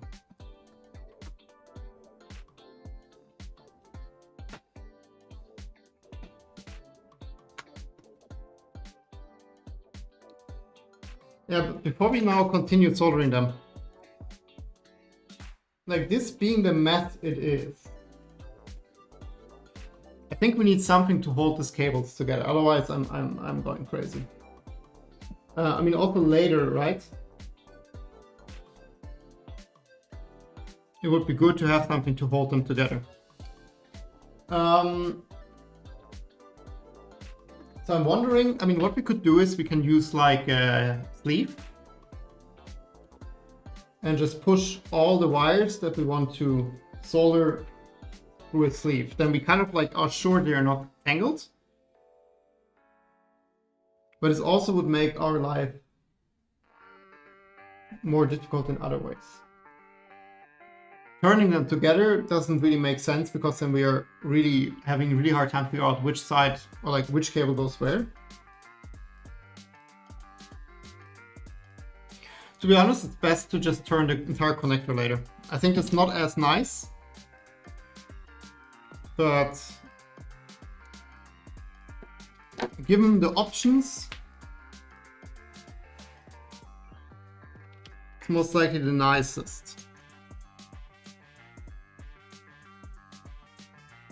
So add some tin to all of them. For some reason it doesn't really stick.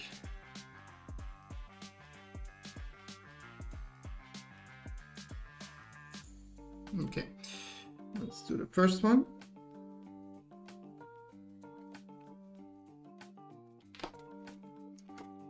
Okay, let's just double check that I soldered the right one.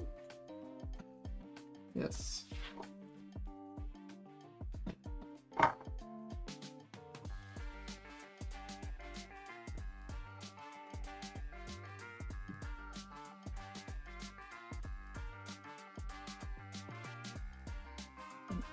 Oh God. All the ones that we haven't soldered yet, it's just all over there. And the ones we did solder, I tried to keep over here.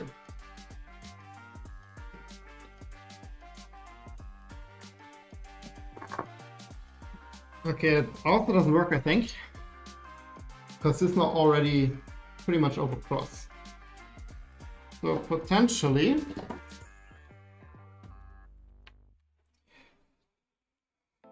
all the ones we haven't soldered,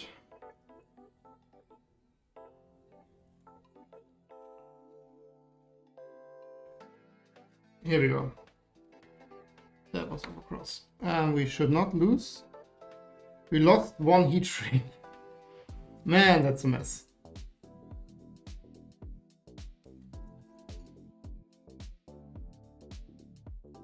We lost 2 heat shrinks, so we need to just check before we solder that we have 2 heat shrinks on.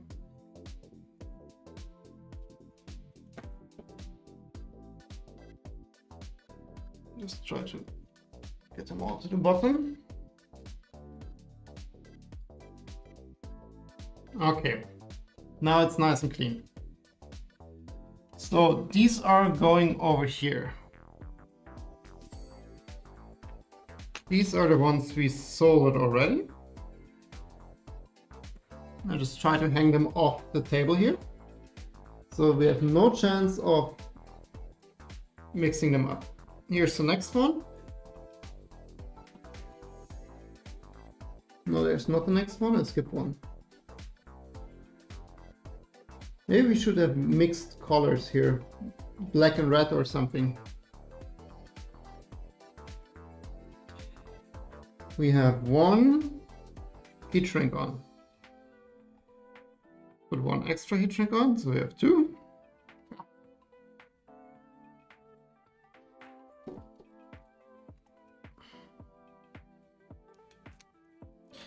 And this goes straight to the next one.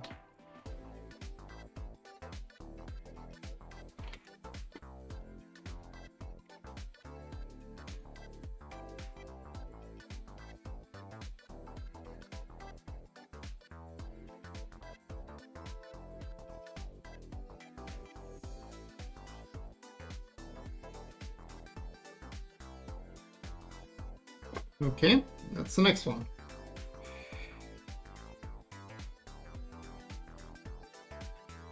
Then the one we accidentally almost soldered has 2 on.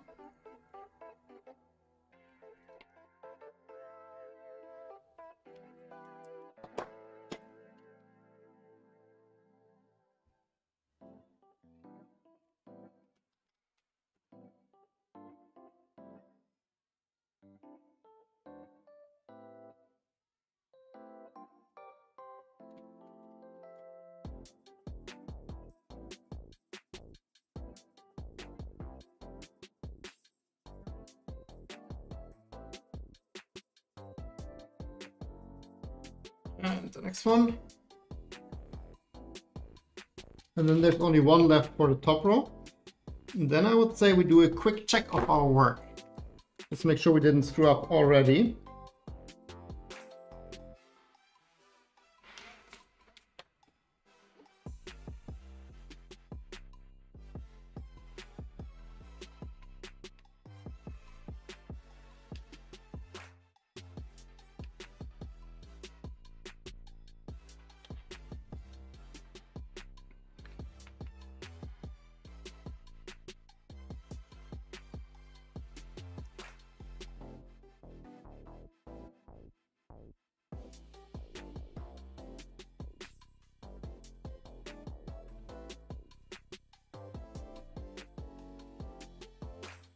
Okay, having a hard time with this one for some reason.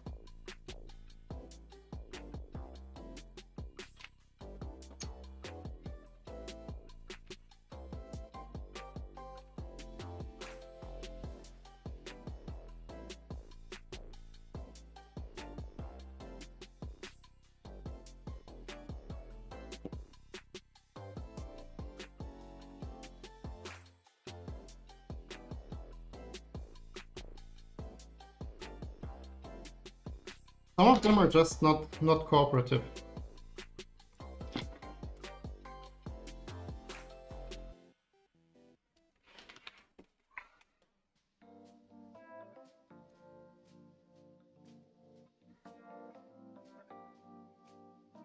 Here we go. And then this should be, oh no, do we have a,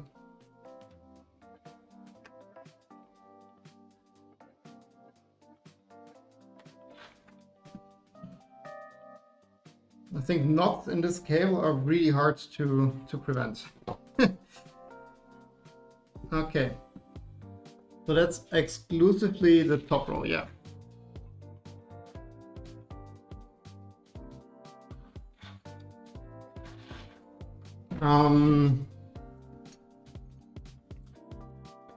Now the question is, can we check?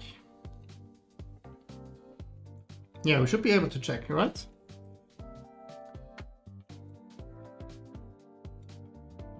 Let's put them like this again.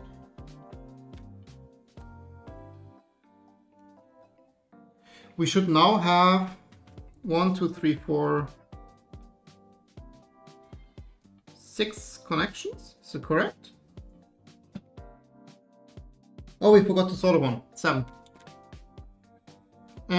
Yeah, let's quickly solder the lost child.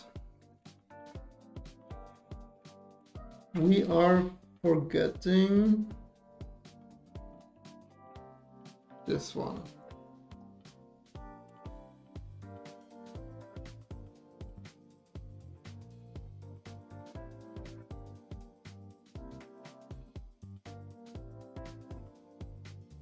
Uh-oh. Oh shit.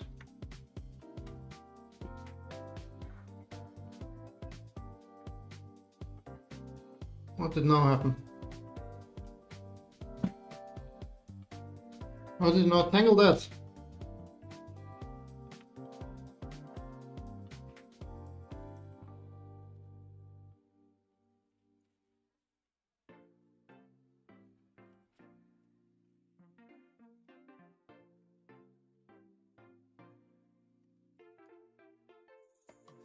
We're losing a lot of heat sinks. How did it tangle that now? What did it do?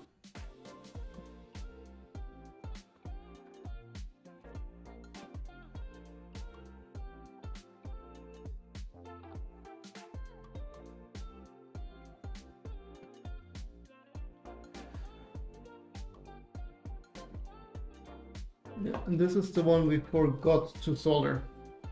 Oh God, it's such a mess. I knew it would be bad, but I didn't expect it to be that bad. Yes, we soldered here, and then there's 3 free. Yeah. Whew.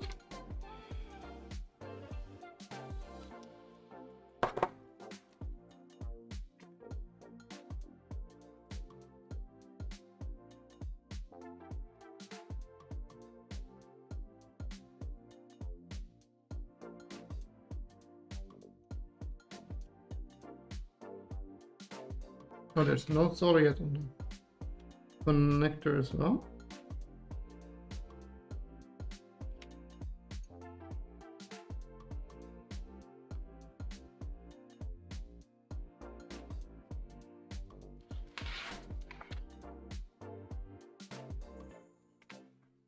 Okay. Whew. Okay. Yes, all the top ones are not soldered. And we lost at least 4 heat shrinks. Okay, let's quickly check that. So we are looking for 7 connections.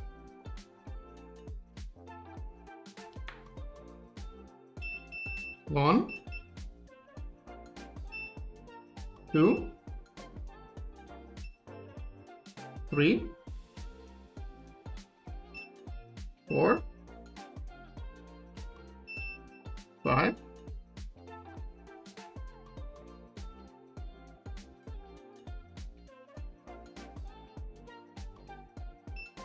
6. Uh-oh. We have 6. How many are we supposed to have? 1, 2, 3, 4, 5, 6, 7. Let's check again. 1, 2, 3,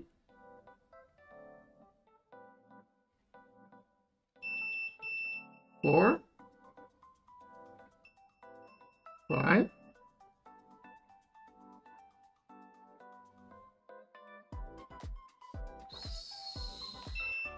6. There's one missing. Okay, so we screwed up one. Let's see. Let's actually do the following so we don't mess up anything. Let's just double check. Yeah, those are all the cables from the bottom.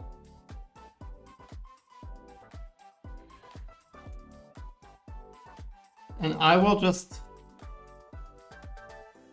fix them in place. I do a knot,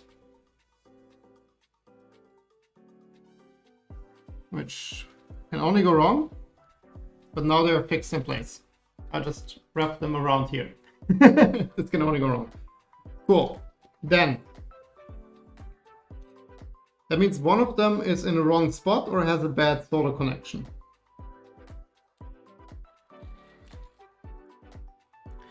Let's check that nothing is in the wrong spot.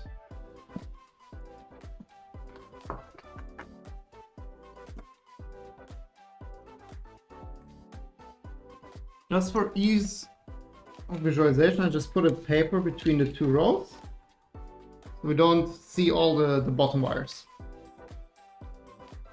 Right, then also let's remove all the heat shrinks and compare. So we have 1, 2, 3, 4, 5. 1, 2, 3, 4, 5. Oh, sorry.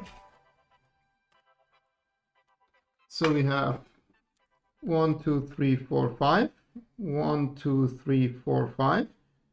Then we have 1, 2, 3. There's a mistake. See here?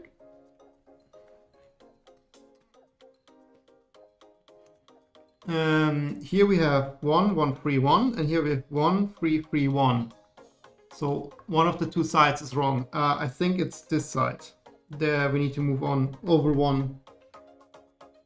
It's easy to check.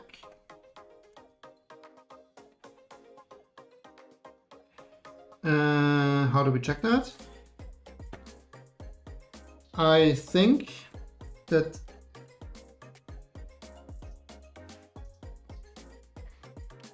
so it's a problem most likely on this side of the connector. So let's put that in here.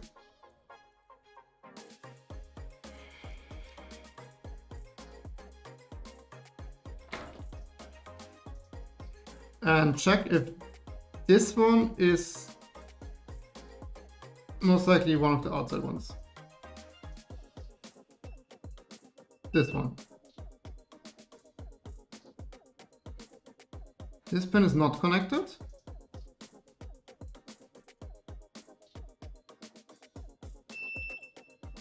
This pin is connected.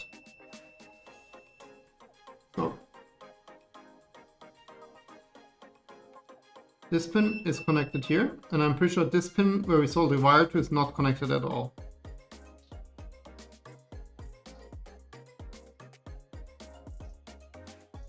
Yeah, exactly.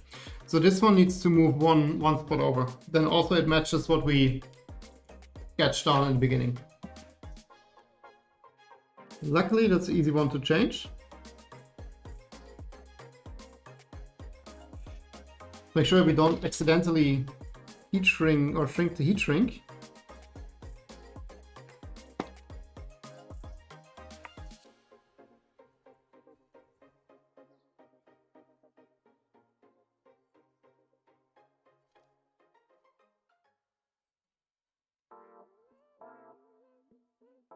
Let's add a bit of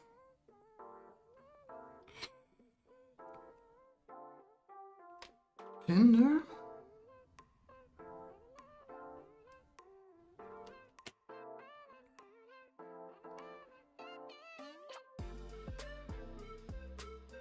Okay, here we go. Shall we do the end-to-end test again? Let's do the end-to-end test again. So our goal is now to find again 7 connections. Man, I'm already on this cable for like 1 hour. 1, 2, 3, 4, 5, 6, 7. We found 7 connections. So this side is correct. Okay. Then let's flip this over.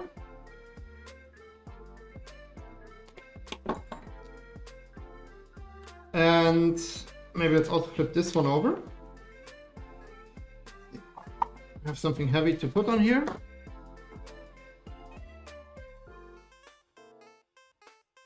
Now let's do the trick again. We do 1 connection.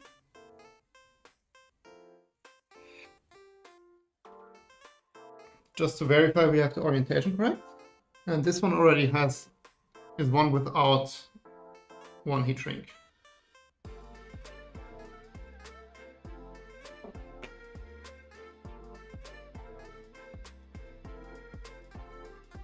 Okay, so wisdom says this one should, I mean, now it's easy, right? Like we have one side here with the 3 connections, and this one on the side with the 5 connections. 3 connections, 5 connections, 4.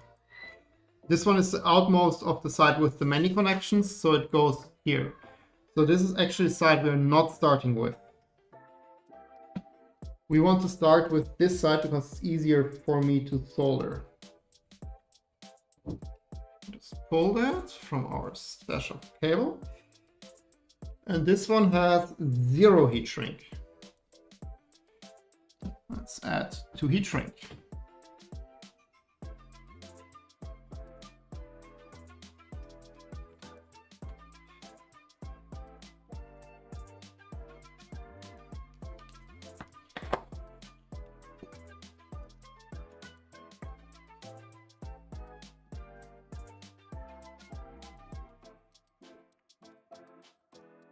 Also quickly add some pin to all the ones we want to solder to.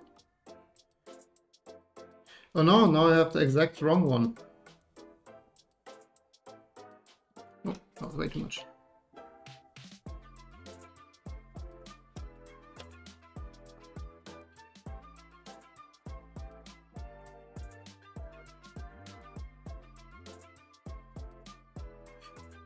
No, I have the exact wrong one, because this one is the one with... Oh no, this is the one with view. Yeah, correct. So this goes here.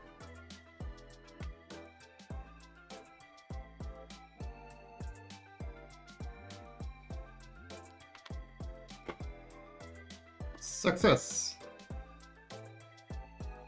Then let's take the next one.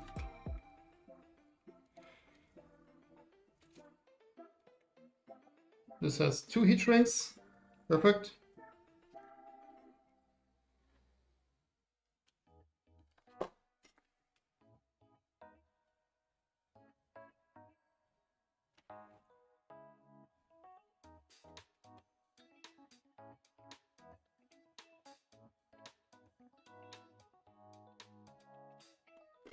And this is on. And then the third one.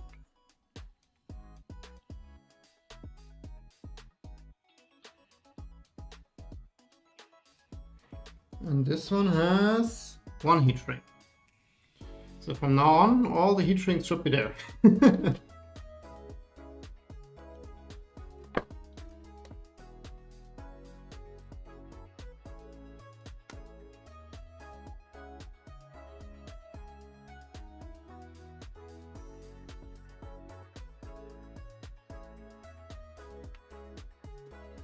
Okay, these are the three with the sides and the lower mount connections. So now basically we have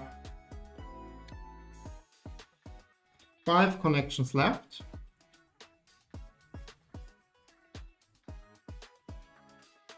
And immediately one without any heat shrinks. So we lost one that we lost, and there's another one that we lost.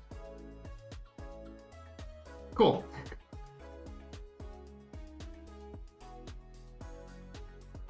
So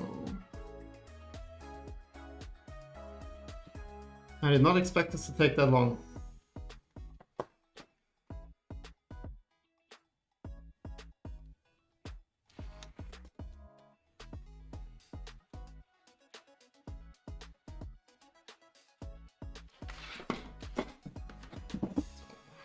That's the first one.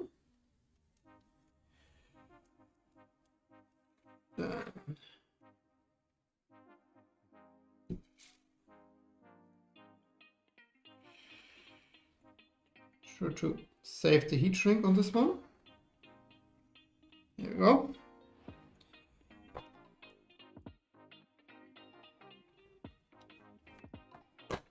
Second one.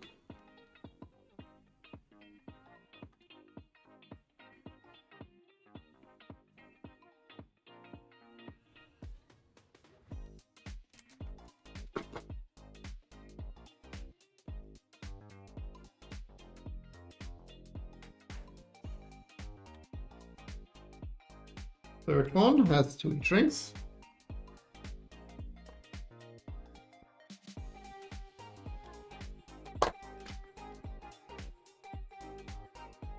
I really hope I didn't mix up any cables.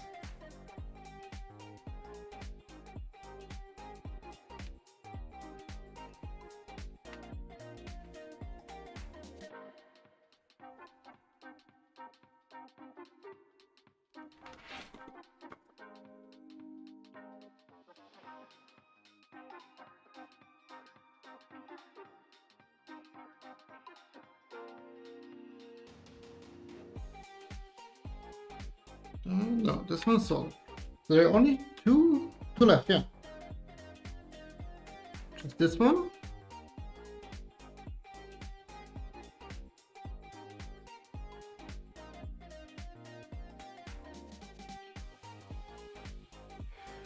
And then the one that we accidentally pulled out in the beginning.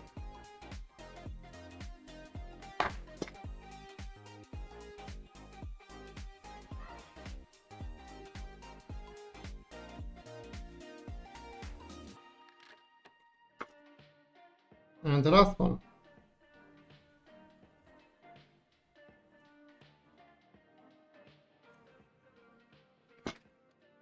And then like the first moment of truth are all connections in the right spot.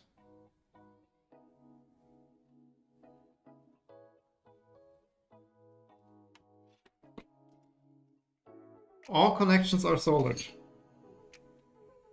Then the first question is, I mean, we didn't mess up too badly, like it's all kind of in one thing, and they're all somewhat the same length, so I take that as a win. And now they shouldn't be able to make any knots anymore.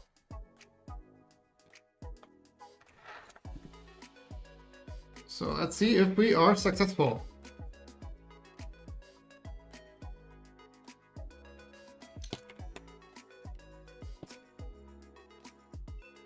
So we should count 15 connections. 1, 2, 3, 4, 5.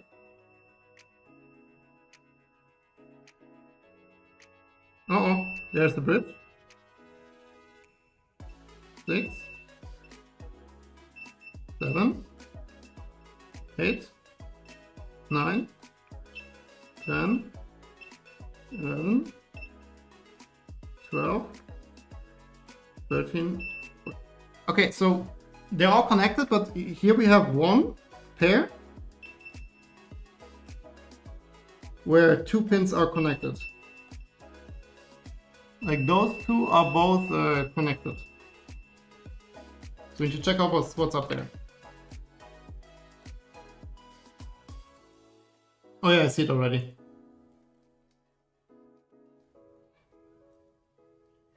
You see it there? They're in the middle, like they connect.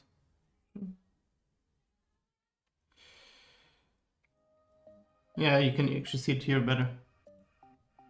See it in the middle? Like there, the bridges. Of course, right in the middle with all the cables. Let's see. Can I maybe? Yeah, perfect.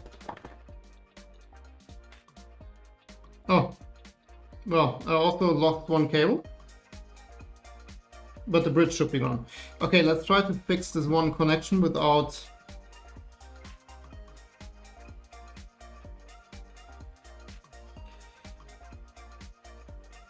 breaking anything else.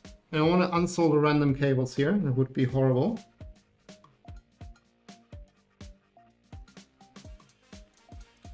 Maybe let's also unsolder a tiny bit more of that wire.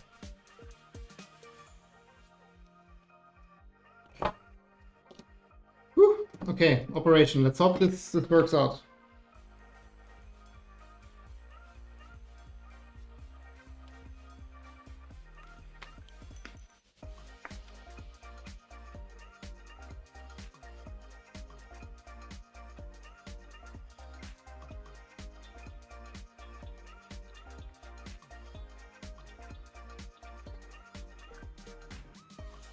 Success. Okay, let's test again.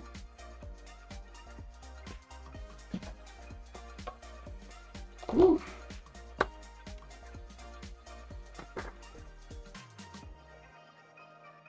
Definitely have to like somehow cable manage that mess.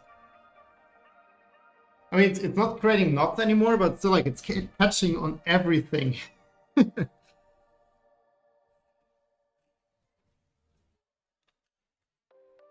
Okay, we are looking for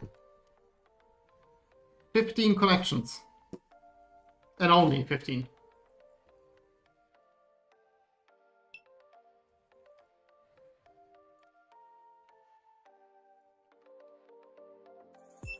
One, 2, 3, 4, 5, 6, 7, 8, 9, 10, 11, 12,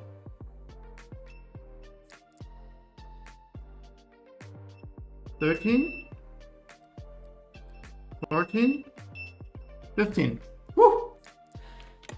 So technically this is now like a properly connected cable. The only thing we need to do now actually, because like this is unpluggable, right? We kind of need to mark top and bottom because otherwise, whew. Okay, no. Catches and everything. Okay. We need to immediately do something against that. But like also the length is kind of like fine, like all the cables have somewhat similar length. Let's see, how do we mark the top?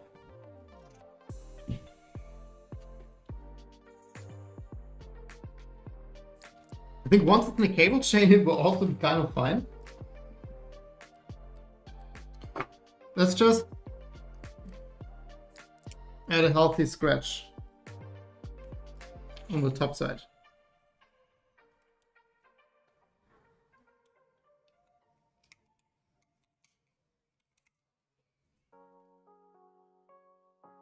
Yeah. For now, that's good. Cool. That's good. Then, I mean, technically we can just twist that, right? And then just add like a cable tie at the end to keep it together, to keep it twisted. But let's do the... Before we do that, let's do the heat shrinks. So we need to maneuver one heat shrink to each end.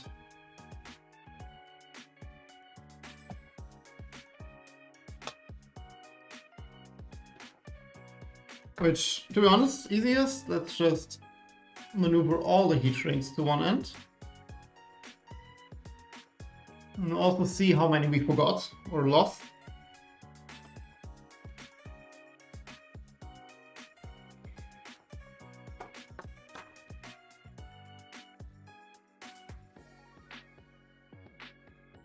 I'm really sad if that doesn't work.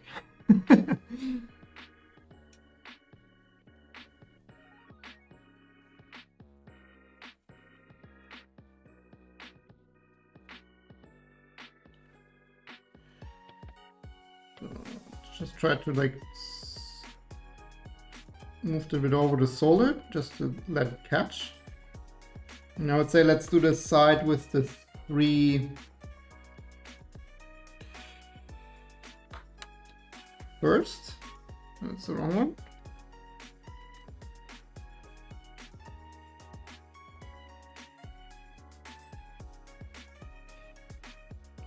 So these are like 5 connections here on this side. They all have now a heat shrink in the right position. We need to be really quick with that. I don't want to melt anything but the heat shrink.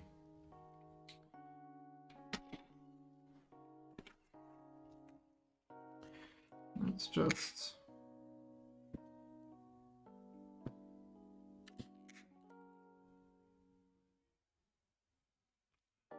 move it forward.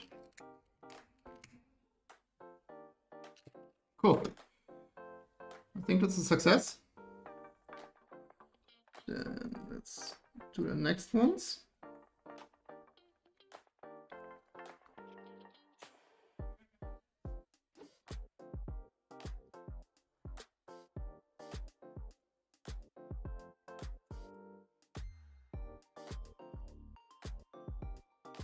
And then once one is on each end, like on the first end, the second one should be easier.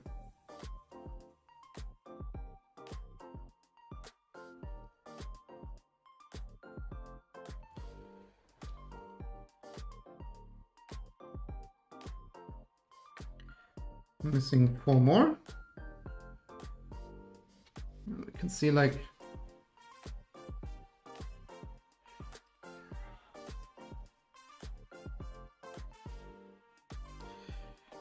go.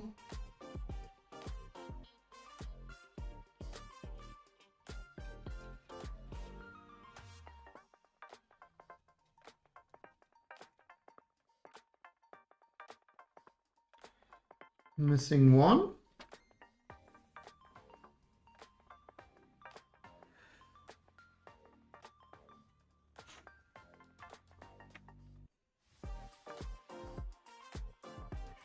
That's all cables have heat shrinks, yay! Let's lock it into place.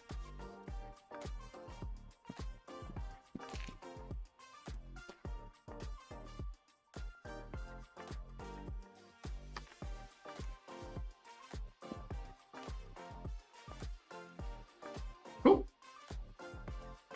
One side done.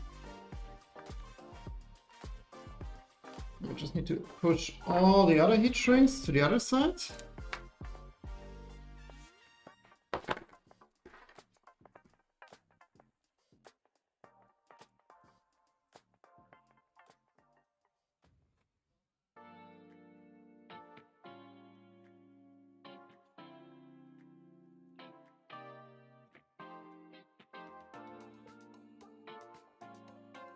Well, they're pretty equal in length, so we didn't screw up too hard when cutting the cables. Okay, let's just push them on top one by one. Let's maybe do the side again with the 5 cables first. Uh-oh, we might miss one.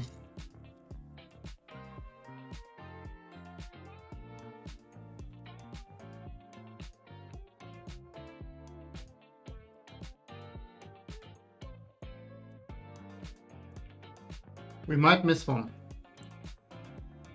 Okay, let's quickly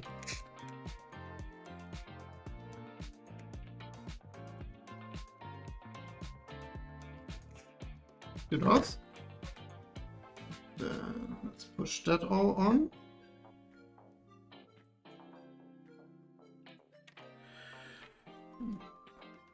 There's one. There's one. I would be very surprised if you would have all of them, to be honest.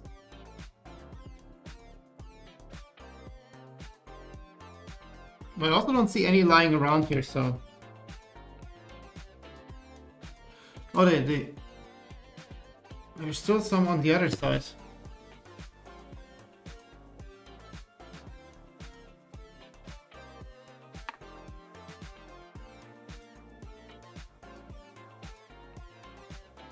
Let's double check, there's nothing here anymore. Oh, our lost files appeared. You just need to be really careful because they're like sliding really easily on that wire. Okay, let's just quickly... I'm still missing one, but I see it. Here's one.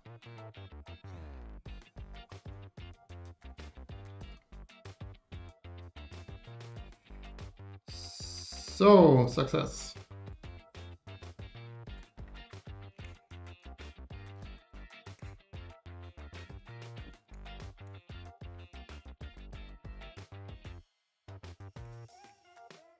I'm very surprised we don't miss a single heat shrink.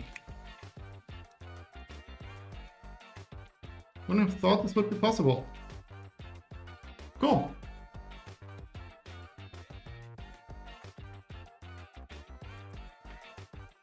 Wow. Okay, this is like the worst cable I ever made. Like from like a difficulty perspective. Let me twist that.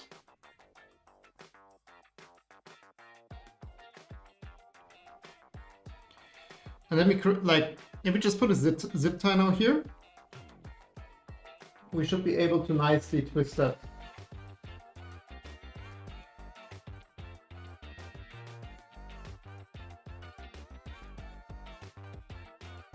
Okay. No. Don't want to put too much stress on the solder connection with the twisting.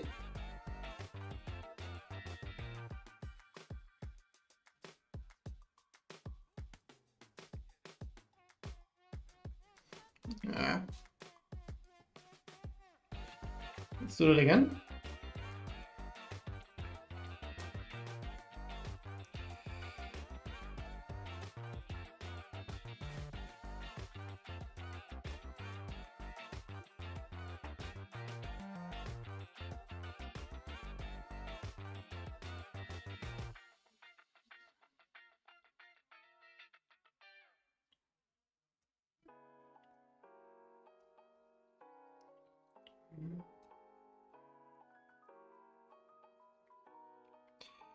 Let's put one cable tie here just to secure that.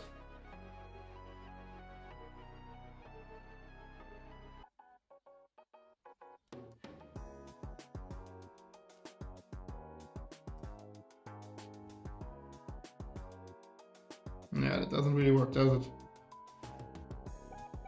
Nevertheless, let's put a couple of cable ties along the way, just to like reduce the distance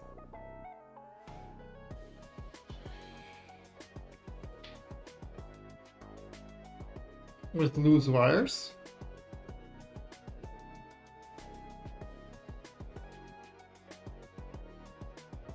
And then once we have the cable in the cable chain, we can remove it. Cool, our cable. Now the question, will it work? I really hope so.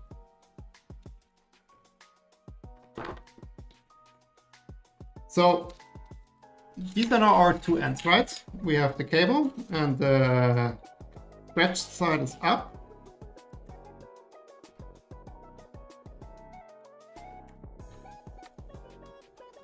Let me see.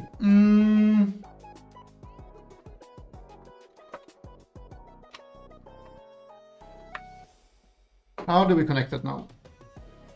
Let me actually quickly turn off the soldering iron. Put it away. I'm optimistic we don't need it anymore. I mean, one side is easy, right? We have the camera.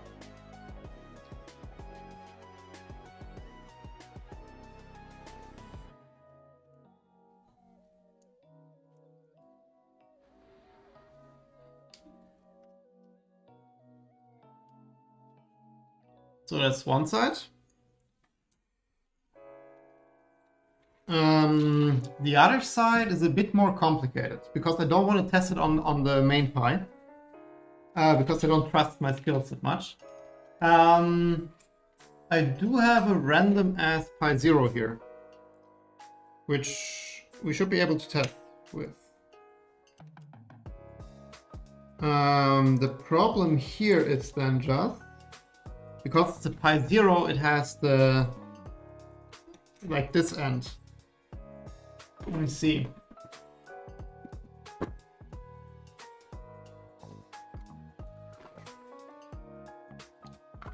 No, we can't use this one.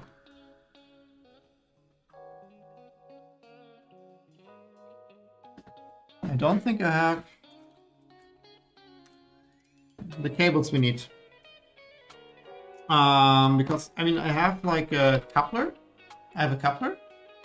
But I don't have like a spare of the 0 wires. I actually do have one. I do have one.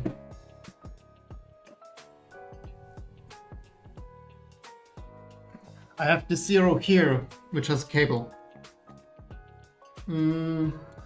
Let's quickly harvest that. With this one, we just need to be really careful because it has a broken connector. So this will be fun. Actually, let's not. Okay, then let's just test it with the main Pi. All or nothing. Then let's just double check that we don't have any shorts. So let's just double check the wiring. And then I would say, let's try the main Pi. So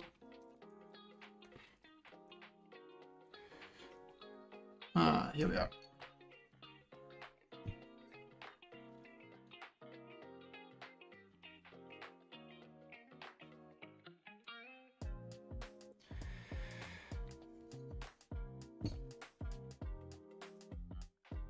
So let's see if we get.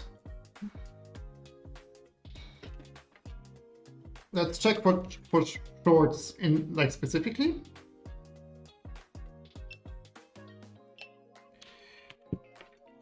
So if we would have shorts, like 2 pins would be connected.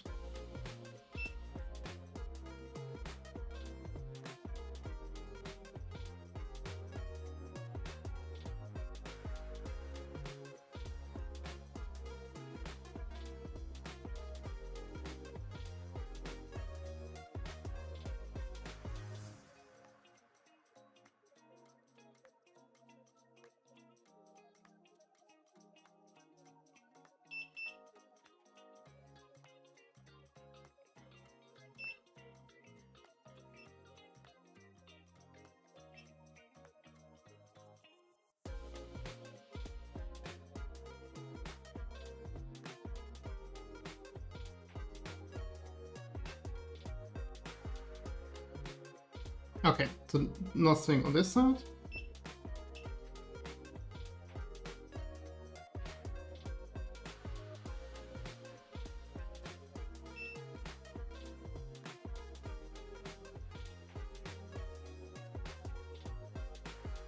Nothing on this side.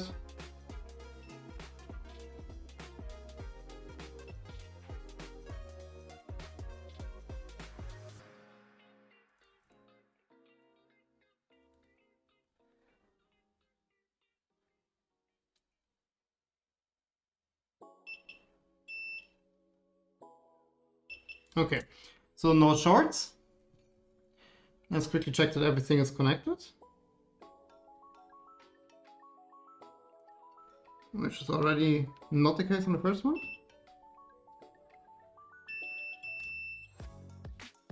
Wait, one of the cables is upside down. No, it's not. Yeah. I mean, we checked that it's connected, right, before.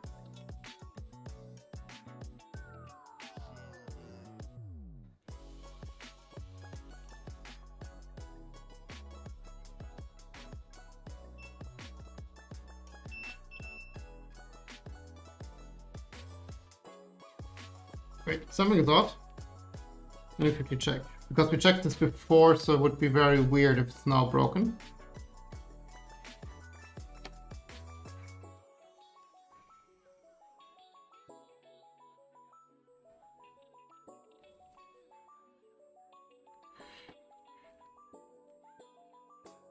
Let's see. I mean, the scratches one is on top. That's what we said.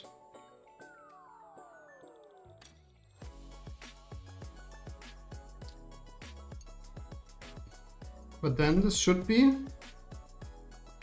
fine. If you put the next switch out like this, then this should be connected. Right? That's what we said in the beginning.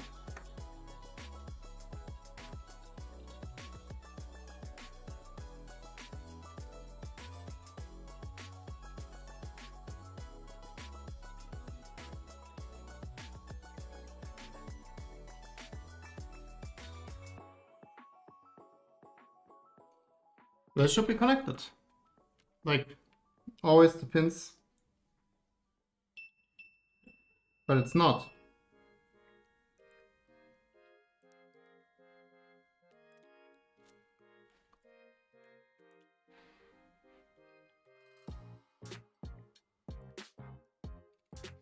One of the two connectors is upside down. Oh. Yeah, well. If you would plug it in properly, then it would work. That also means we need to check for shorts again.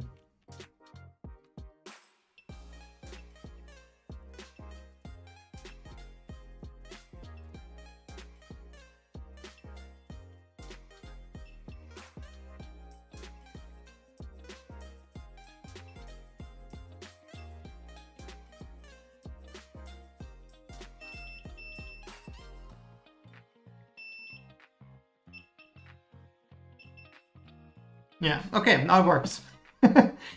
Amazing. Lesson learned. Okay, let's quickly check the shorts again. Yay. But now that we know that they're like connected, we just need to check one side for shorts actually. So if we just check this one, it will be fine.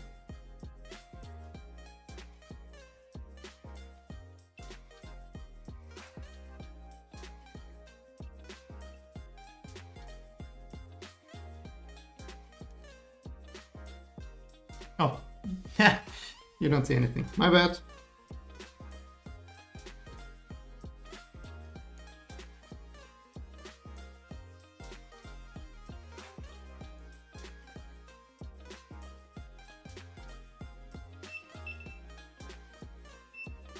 Cool. No shorts, everything connected to the spot it's supposed to be. So, full success. Then let's flip over the printer. Still be cautious because I still have the filament spool there. Let's just keep it like this. Next time I unload the printer before. Let's quickly get the bottom panel off.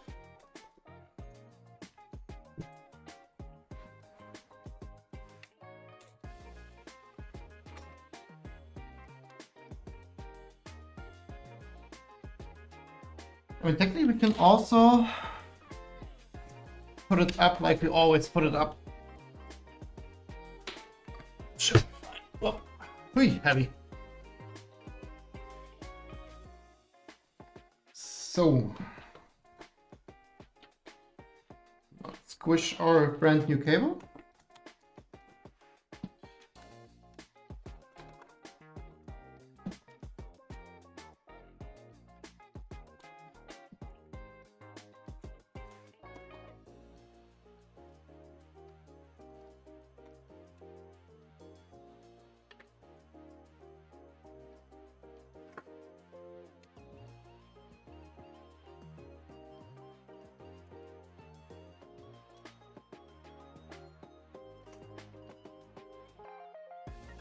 Cool. Then let's not forget to unplug this.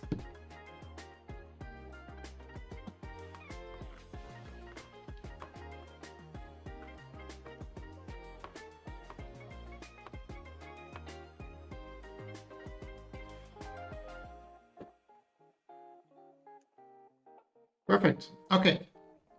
Then this end basically, I mean, one goes to the camera.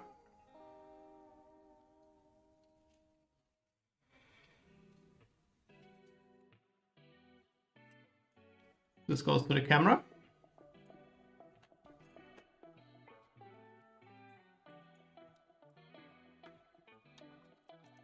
And now I always forget which side. The contacts go to the side with no black. So this means this goes in like that.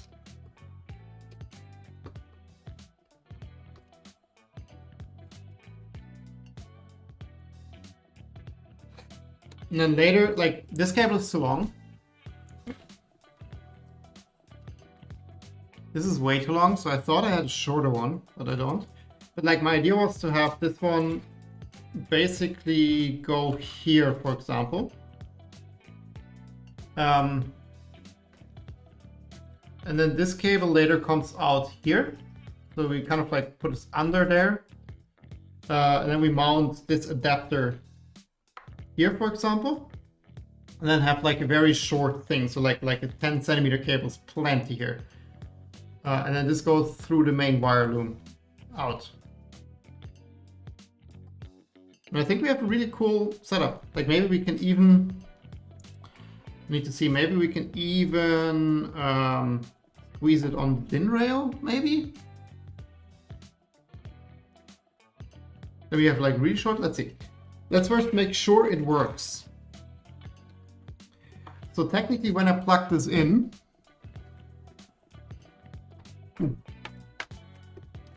almost lost the power cable here. And quickly make sure this is off. It's off. Plug this in. Okay, so when we plug this, when I flip this, the power switch, basically, we should see a red light on the camera. Or sparks. Let's see. So I have tried to show you all the action. I'm always nervous turning this on. 3, 2, 1.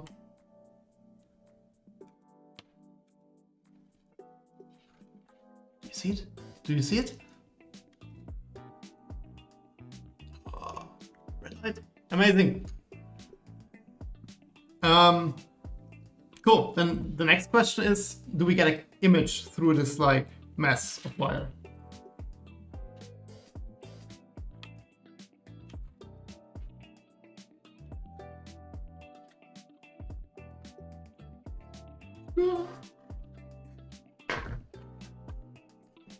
Okay, let's just put this somewhere over here. And then let's jump to terminal, I guess, which I see my screen sharing works again, which is amazing.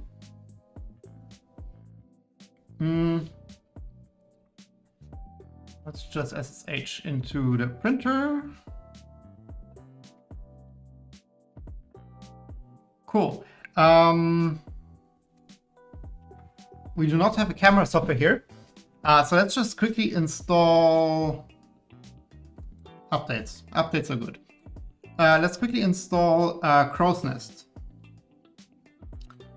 We want to install. My password is of course not Raspberry because I'm very security conscious. Crow's Nest 12.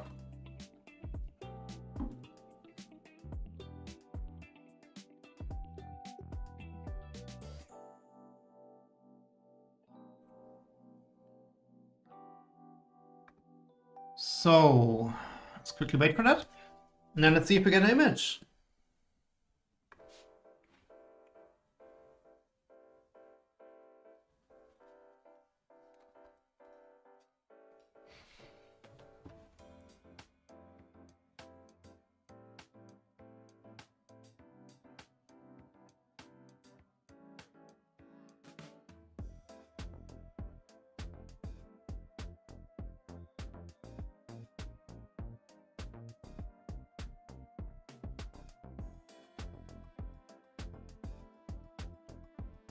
It takes longer than I expected.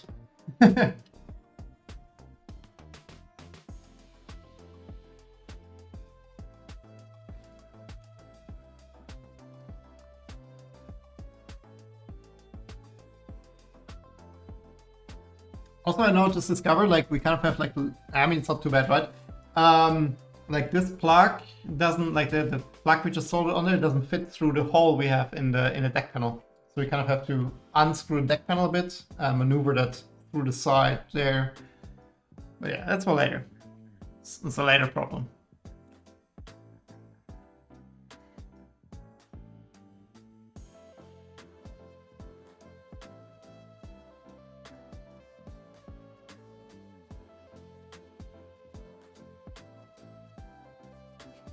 While it's loading, we also quickly change this back to how it's supposed to be.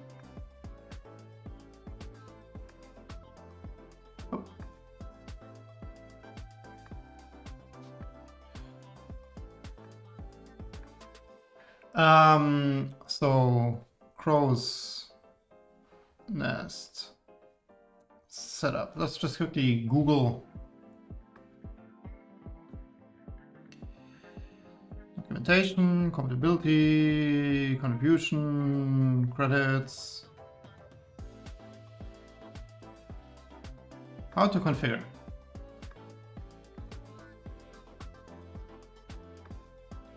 We installed it.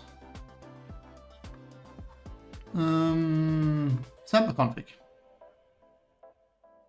Template.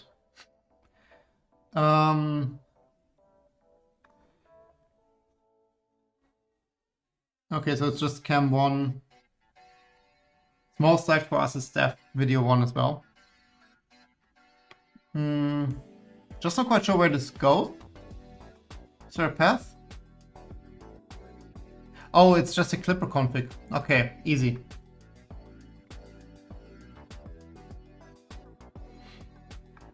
Easy. Oh yeah, it's already here. Crow's Nest conf.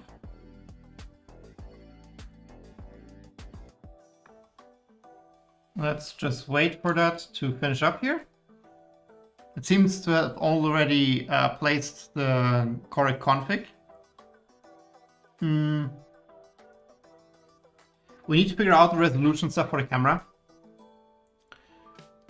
We can also do that already while this is loading. So basically, Raspi Cam 1.3, or yeah, it's a Raspi Cam 1.3 clone, like super cheap. It's one of those. This one. This is basically what it is. Bottom of the barrel.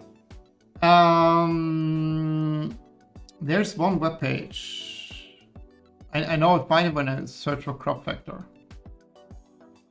So most people just put their camera to 1080p or 720p, which is actually not good. The reason is crop factor. Because there's a very beautiful picture somewhere here. So this is the crop factor. So if this is the sensor, what the sensor can see, like the full image, this is not a 16:9 image.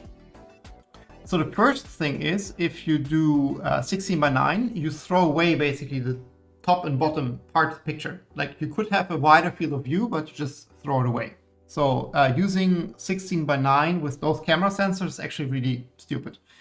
This is the one thing. The second part is that not all resolutions make use of the full sensor area. So you have, it's actually visualized here. So the red box here is 1080p. So if you use this camera with 1080p, you're not only throwing off away like the 16:9 cutoffs, but also like of the remaining sensor area, use a subset.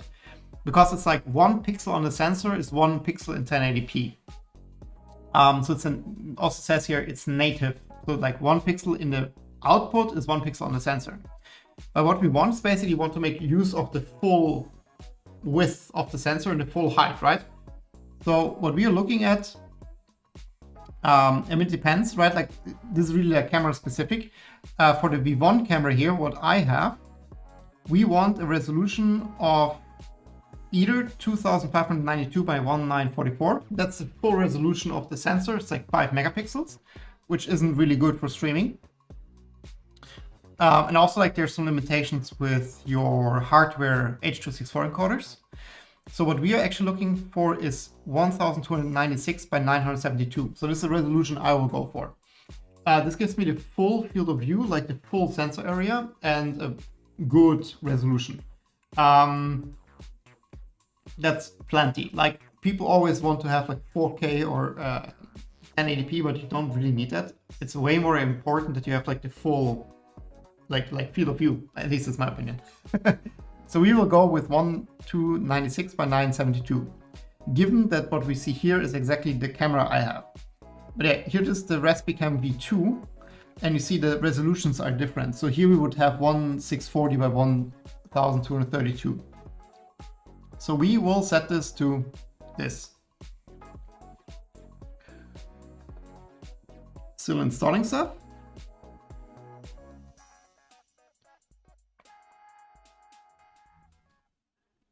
Let's hope this is almost done. I don't want to touch the config yet while this is still installing. But yeah, so basically this one will be what we just picked, and I will stick with 15 FPS. It's depending on the video codec you use here. So most of the people will use MJPEG. Less FPS is better because there's no timing to MJPEG frames. So the more frames you push down the pipeline, they will come in bunches basically. You will get like 4 frames in 1 millisecond basically, and then nothing for quite some time, and then like the next 4. So like having really high frame rates here doesn't make too much sense. It's better to just save the bandwidth and computation power. So 15 is usually what I go for.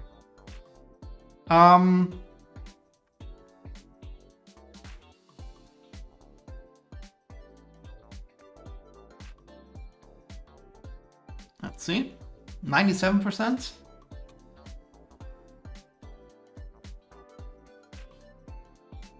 So this is the end of the installation. If I would have planned for like doing the webcam today, I would have installed it already. Update manager entry, yes, we want the update manager entry. Reboot now, I guess.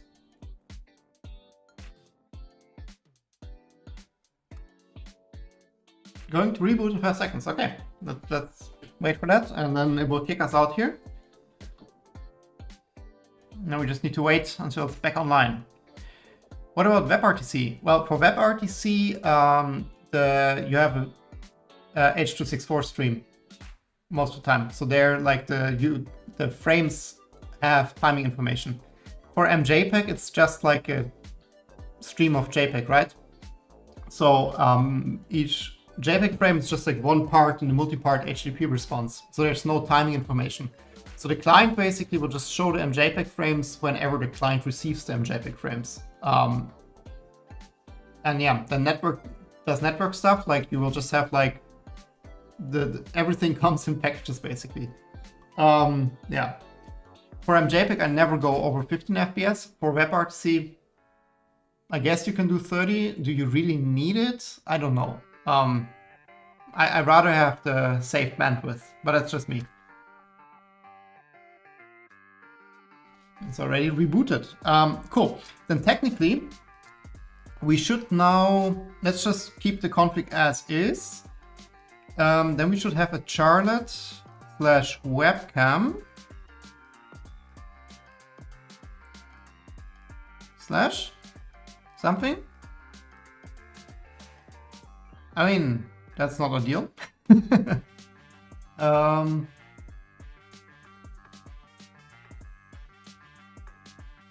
That's weird. It should show the crow's nest.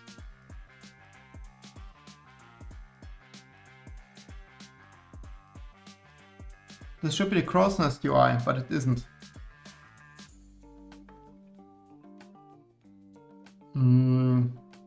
Let's check the log.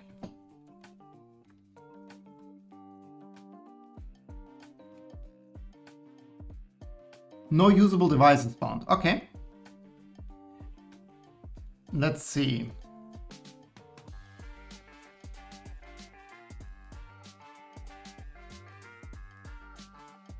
We have some video devices. If I just had the time to get more into this stuff, so I could add WebRTC spyglass. Yeah, I mean, at some point, you will find the time, I guess. But yeah, WebRTC is just super complicated. That's just my impression of it. So we use the video for Linux thingy. Let's just see if we have devices, but potentially this just means that our cable is not working. Which would really suck, because then we just wasted 2 hours on making a cable that doesn't work. Yeah, this is a problem. That is a problem. So most likely our beautiful cable doesn't work. Let's just do this check. Let's quickly shut down the system, plug the camera directly to this golden cable here, and see if we have success then.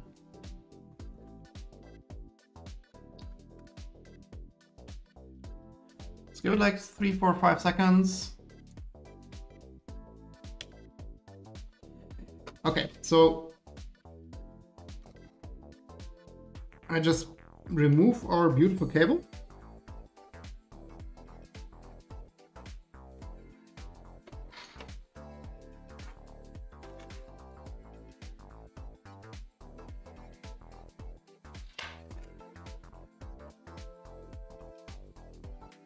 Oh wait, I need a different cable.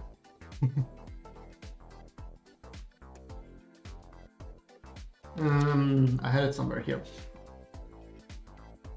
Oh.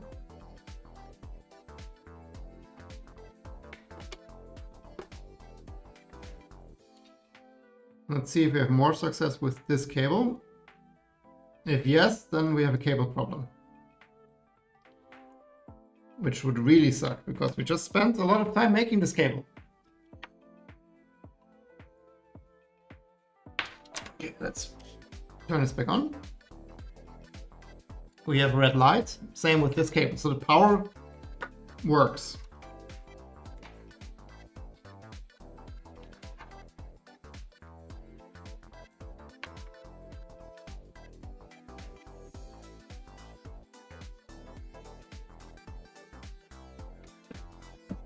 The power works. Let's connect back to the machine.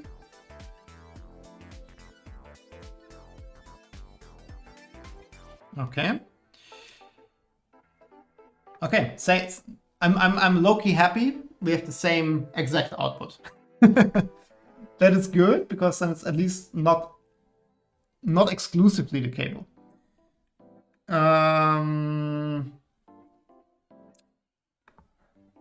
Let's Google that.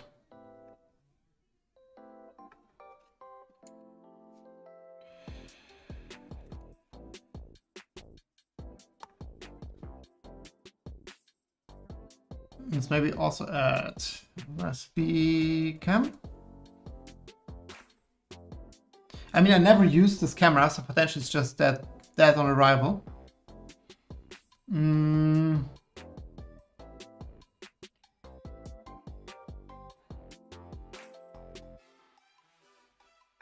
Let's see, it doesn't really affect us. Oh no, not screen sharing is broken again. Is it only Chrome? No, here it works. No. Oh god. Sorry, I was in the wrong browser. My bad.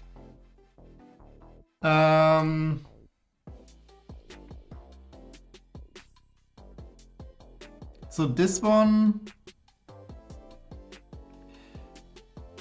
it would be fun if I had a different camera lying around that I can quickly grab. But I don't think I have one.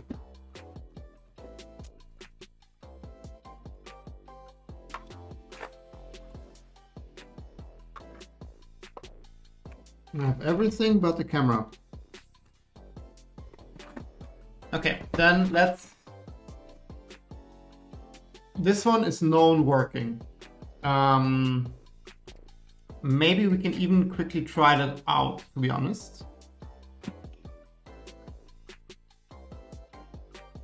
Let's just take it apart. It was working like just before, so.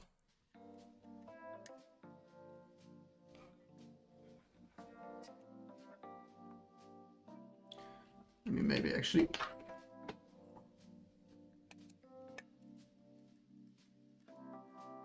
That's a bit nicer.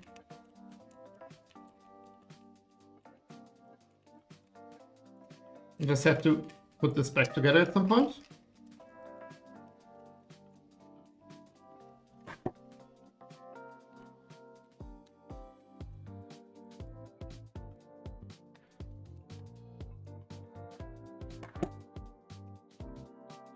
That's my little Raspberry test bench, actually. And this one has a broken connector here. This will be super fun to put back together. I should actually just glue that cable with super glue into position there.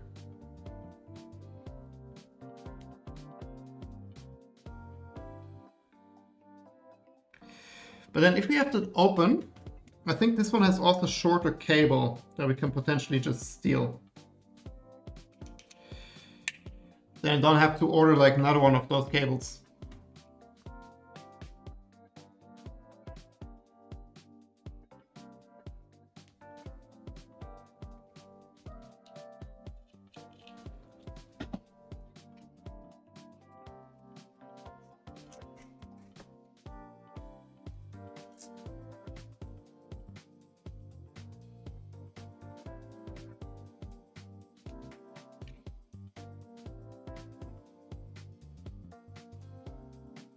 It doesn't seem to be shorter. Pretty much the same length.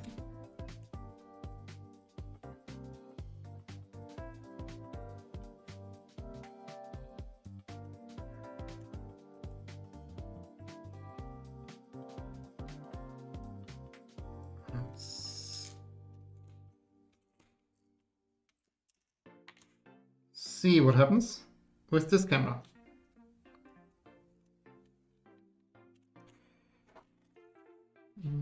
Try to save that.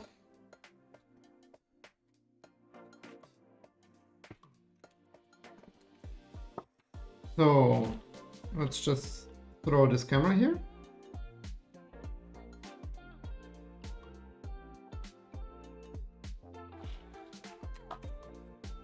Can I switch cameras on the Raspberry without shutting it down? Most likely it's will work, but let's be nice.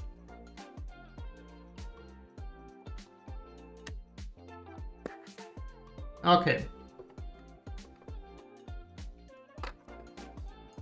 I mean, if this camera is dead on arrival, that would be like my preferred situation, to be honest.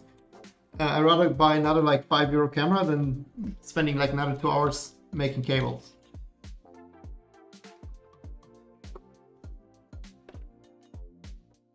Okay, this is all plugged in. Let's turn on.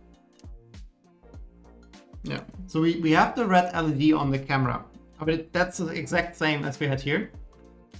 Maybe we should have tested this camera with the normal cable first, that we know the camera is okay. Or the entire setup. It could also be that something is wrong with the Raspberry. Who knows?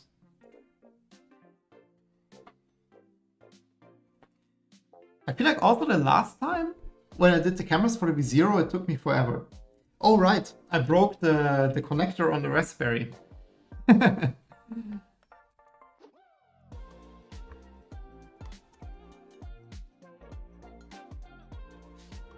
Oh no. Doesn't want to SSH.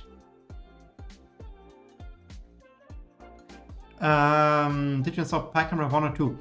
This is the absolute cheapest bottom of the barrel camera. It's a clone Pi camera 1.3. It's like €3.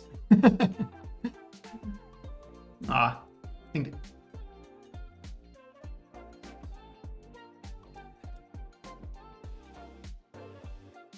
Yeah.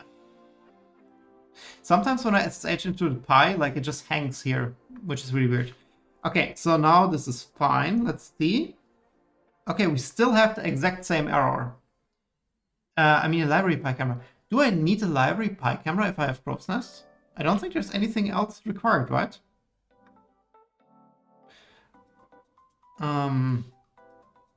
Oh, you mean the Raspi still kind of thingy, right? This one. I don't think this is still supported. Is it? I mean, it comes up.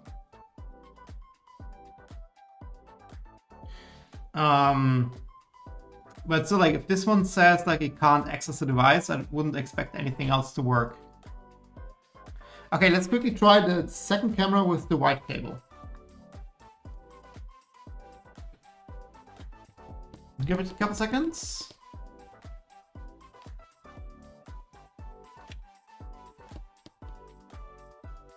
I actually this week installed Home Assistant. That was like quite a... I always had this automation where if I turn off my alarm in the morning, like my lights turn on in the room, like some ambient lights. And I broke since I installed iOS 17. And like 1.5 weeks ago or something, I wanted to fix that, and I went on a complete escalation path. Now I'm running Home Assistant, and then I was like, oh, now I can also like do smart automations. So now I actually built an automation for both of my printers. They're connected with a smart socket or smart plug thingy. If the smart plug has less than 10 watts for more than 30 minutes, meaning the printer is idle, then I shut down the Raspberry via SSH, and then after 30 seconds turn off the plug. So now my printers are not running all the time, which I think saves quite a bit of energy. I calculated it was like 70-80 euros a year, so it's quite significant. Let's turn it back on. Now, like at some point next week, I want to try to automate when I open Orca Slicer, both printers should turn on. So I don't even have to turn them on manually anymore. And then basically when I'm done with slicing, they're already ready, booted, and able to receive print jobs. That would be pretty cool. Like if I just like, you know, like you open the slicer and the printer already starts, and then like worst case, you don't print anything, then after 30 minutes, it turns back off. Technically, you can reduce it to 15, I guess. And then the other thing I wanted to look into is you can, instead of looking at the power consumption of the plug, you can also look at the Clipper API, of course, and check with Clipper if Clipper is printing or not. For Octoprint, there's integration directly, like a Home Assistant integration where you can do that. But for Clipper, it doesn't exist. But technically, you can just use the API. Yeah, but using the power consumption was the easiest. That's my second hobby at the moment, automating my home. Cool. So let's see. Same issue. Okay, something is wrong. I'm so stupid, and like 5 to 7 people are watching me, and nobody complained. I'm very, very disappointed.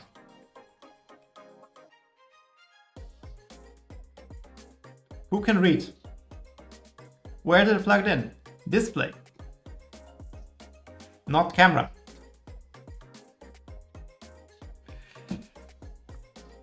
Turns out,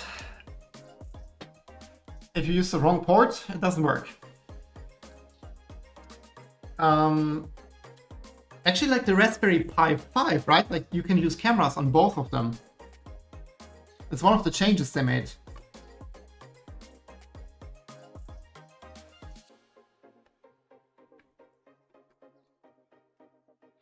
I think both these eye connectors can use cameras and can use displays. Okay, now the light is not on. Not sure if I plugged it in incorrectly. Let's see. But I think also the light is only active when you use the camera, if I remember correctly. Okay, let's try again.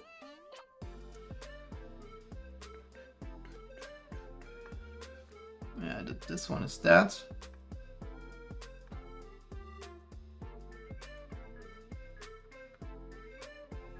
Here we go. I was wondering the whole time. Yeah, you could have said something. Okay, but still the same issue. But also now the light isn't on. Did I plug it in the wrong way?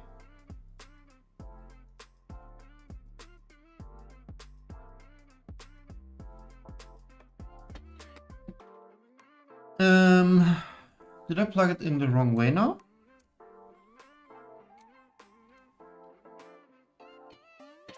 I think the Pi 5 has one extra connector. Oh, even 3 connectors. Oh, it's also cool. I just know you can use dual cameras.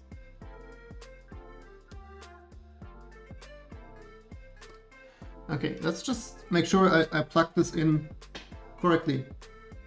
Like, correct me if I'm wrong, but the non-connector side goes to the black, right? I always mix it up.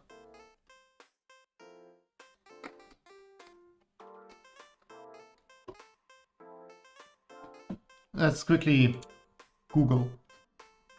Google knows.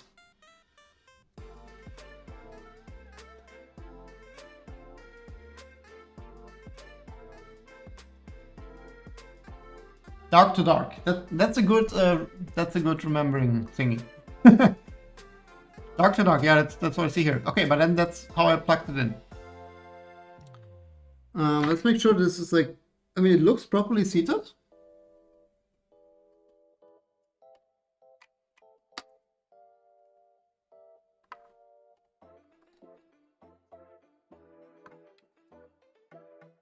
Yeah, this looks like now I wouldn't know how to better plug it in here.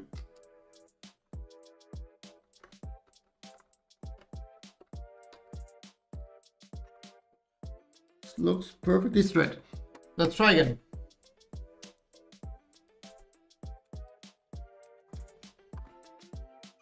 Still no light.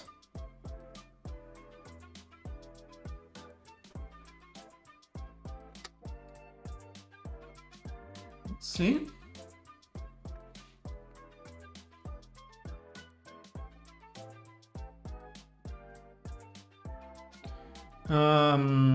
Try PyCamera 2 library and tools. But if it's like the video for Linux doesn't show it, right? Like nothing else will work. Yeah, here, now it works. Okay, then it wasn't really properly plugged in or something. Let's quickly, just for the fun, but I know it will work.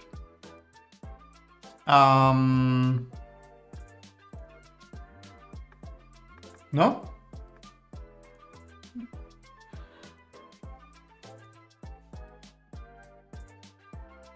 Configuration of section cam1. No parameters set for cam1. Okay, let's check our config. It's not like a config issue. I just want to have an image before we like mess around with stuff. But this device is now here, right? This one we don't have. Yeah, this is here. I want to say, try to start configure camera services. Info configuration of cam1 looks good. Continue. No parameter set. Skipped. Start a new streamer. Start of new streamer cam1 failed.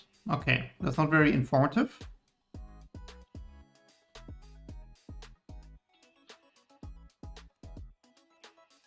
Let's quickly. System should be configured for. Yeah, exactly. That's not the case anymore.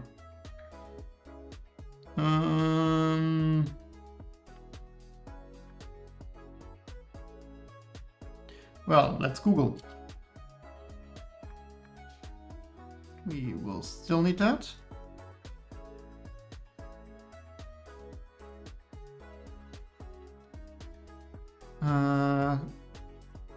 Try the /base/path. What do you mean by /base/path? You mean in Chrome or?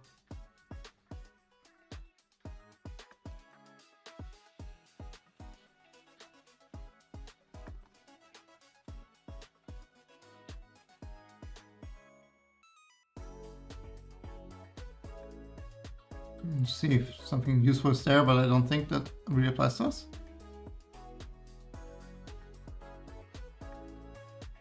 And here nothing comes up.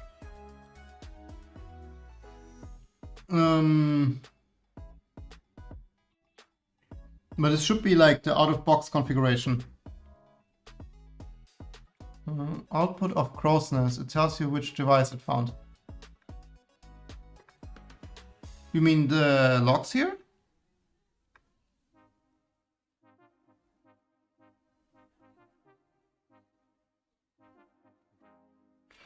But like you mean the logs here, right? Like the crow's nest logs.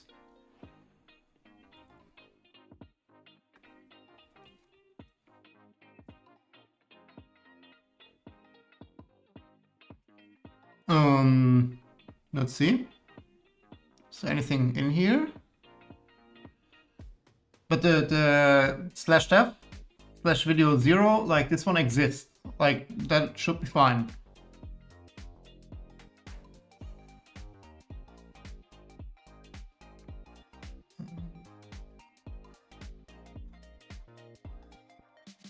Yeah, and then this is like the section.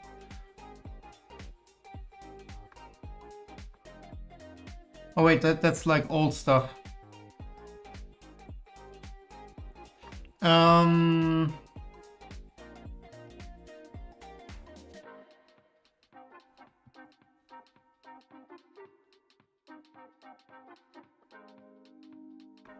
Detect available new, no usable devices.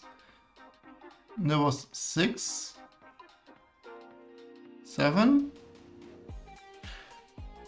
Okay, let me just quickly do a reboot, just for the fun of it. Yeah, 7 is quite a bit ago. I should have deleted the logs.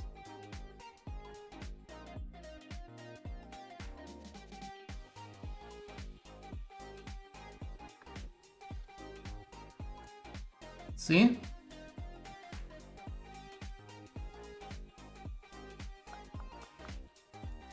How hard can it be to make a camera work?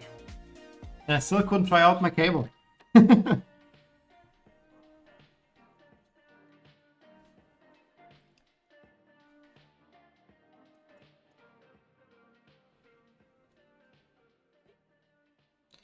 Okay, let's quickly check here again. 20.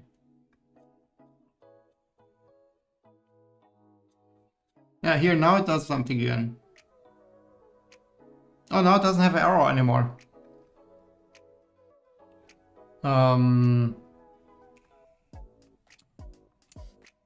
Let's see. Do we get anything here now? No.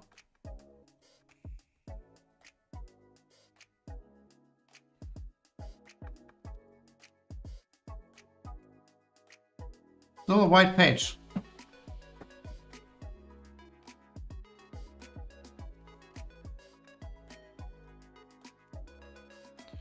Are you using fluid or mainsail? I'm using mainsail. I tried fluid for a second, but I don't like the structure of it. I don't know. I don't think there's like a big difference besides what you want or like more. Let me...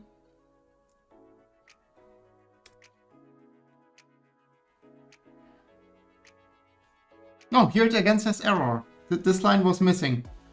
This line was missing in the logs for some reason. The webcam is not working. That is the whole problem.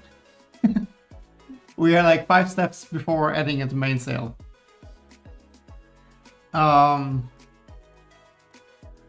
Okay, let's try the other camera.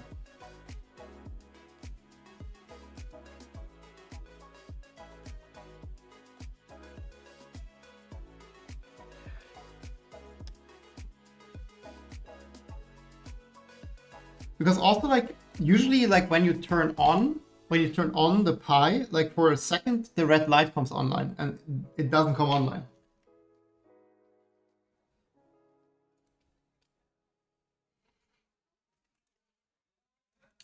Red light turns on.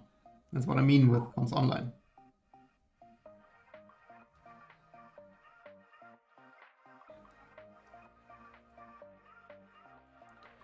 The video for Linux showed the device.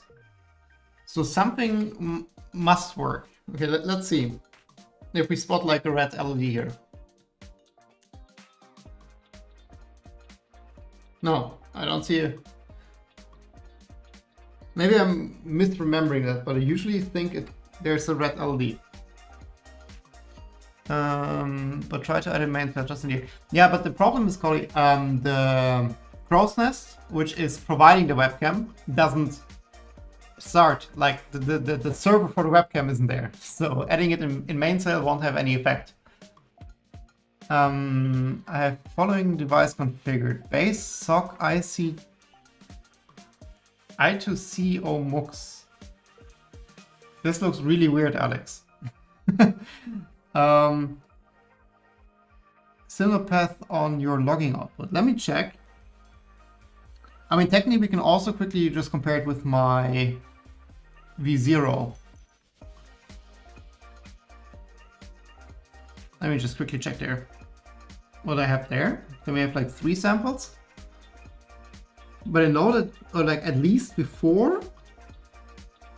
Yeah, see, exactly the same thing. Like start of Ustreamer cam 1 failed.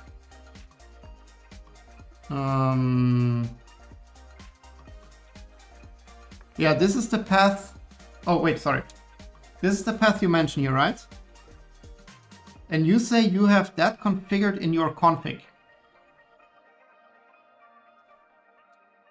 Like you have this.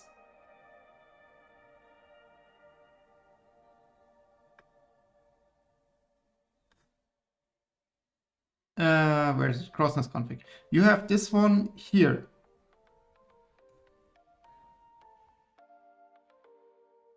Basically. I mean, we can start, try that.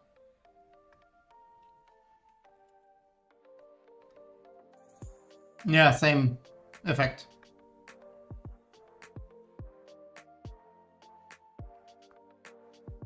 Raspberry camera system. Yeah, it could be, but it doesn't seem to make any difference here. Like it's the same output in the end.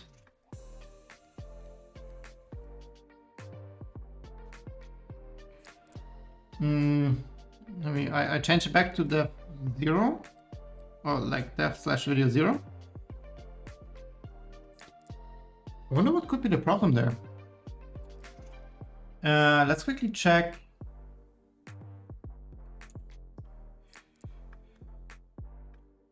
My other printer, because that one has the same camera, I think. Oh yeah, here's the same. That's funny.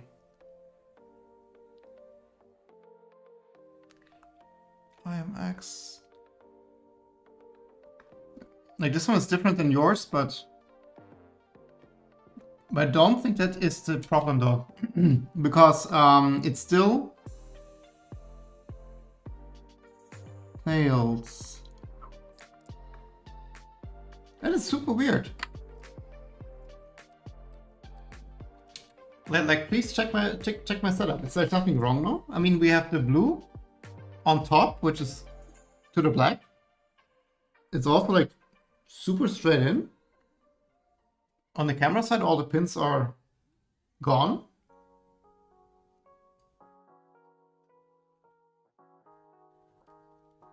Like they're all like properly in there. We tried 2 different cameras. I mean, we can replace the cable, see if that helps. I'm not sure if this is a hardware or software issue though.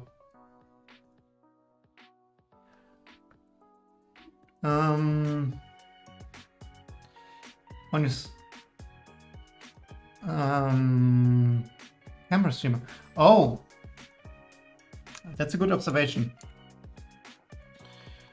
So you say that here we have camera streamer. True. Yeah, in case my last mention was confusing on your V0, you're using camera streamer. Yeah, that's true. That is, I understood you correctly. Printer's running. Let's see. So if we... Oh, I shut it down. My bad.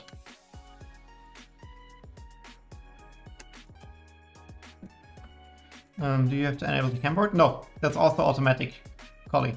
That should all work. Do I have to install camera streamer or does it come with Crow's Nest automatically?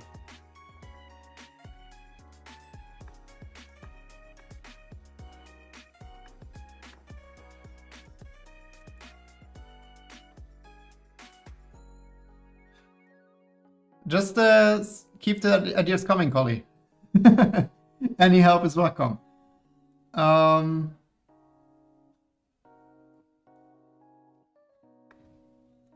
Let me just see if I mean, we didn't install it using this. We installed it via Kiao, but it should be fine.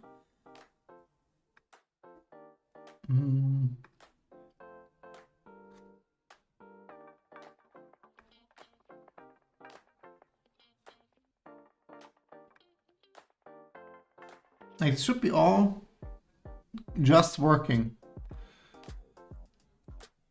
Let's see, wait, let's do it here.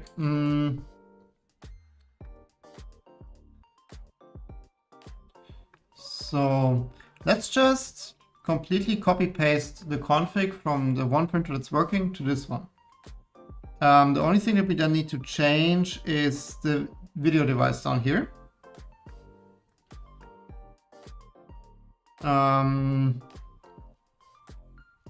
Let's try the video 0 first.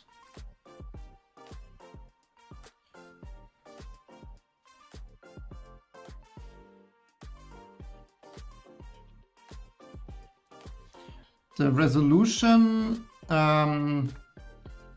let's keep it at 640 by 800 for now. Let's see.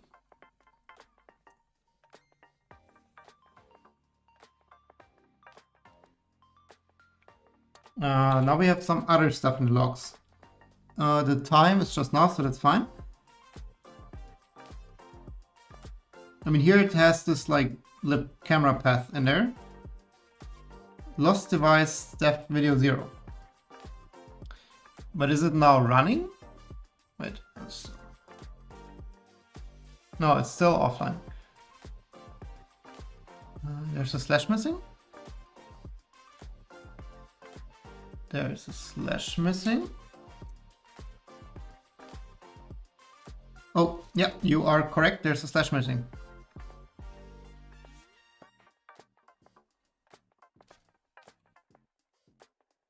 Yep, but still.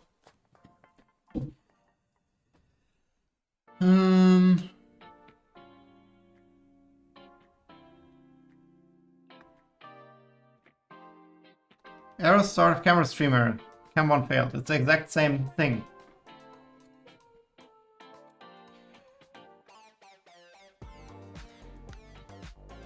Let's try that lip camera path.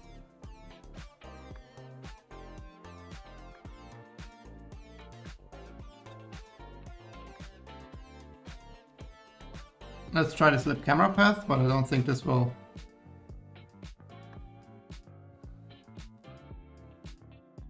Yeah, exact same thing. No clue. Maybe the Raspberry is just broken. No clue. It's also like there's not really like anything you can go by. Like there's no arrows or something besides error, which is not the most helpful thing. I mean, Video for Linux now no longer complains, right? Like it just shows like, hey, there's this device on the CSI port.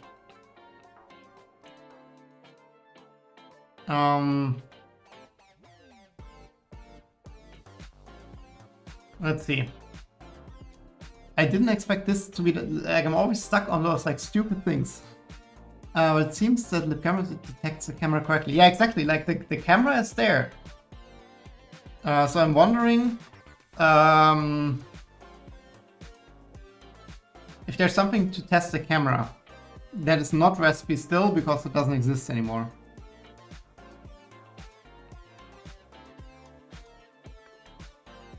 Let's try this.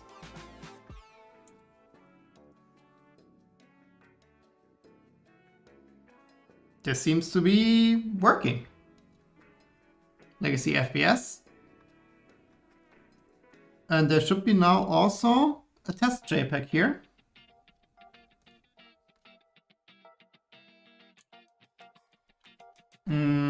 So if we quickly check on the machine itself, I see a test JPEG. I mean, you don't see a test JPEG, but trust me, there's a test JPEG. So this must be some crow's nest. That's a test image. The camera works.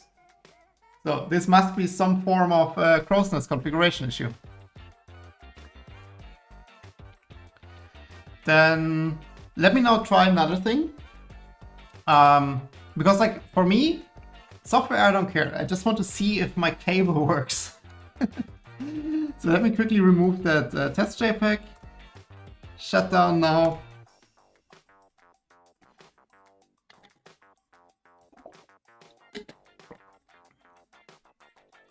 Colleen, try mainsail.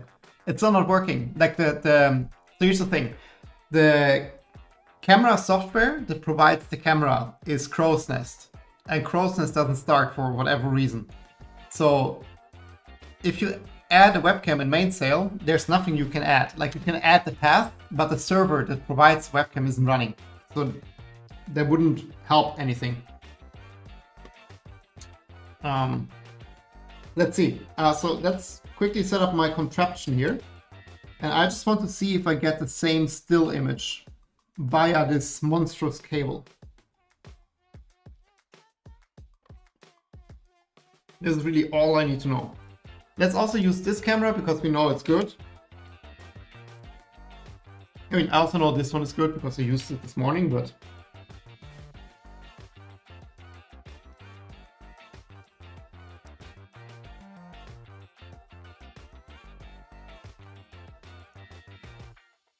Okay, so this is all plugged in. Let's turn this back on. And let's see if we get another one. Maybe using the wrong resolution is a problem. Can you try the resolution from the camera still? That is a good one. But 640 by 800 should be quite... Oh, it's 800 by 640. I flipped it. That's a good one, Alex.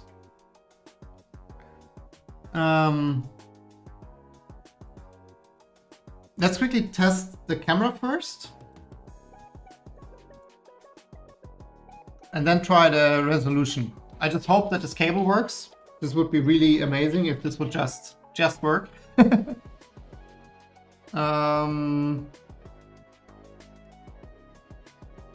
Oh, you don't see it. It works, it works.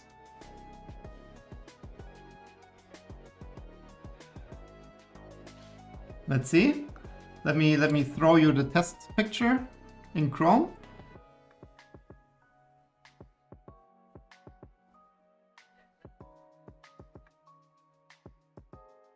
And it wants to load it.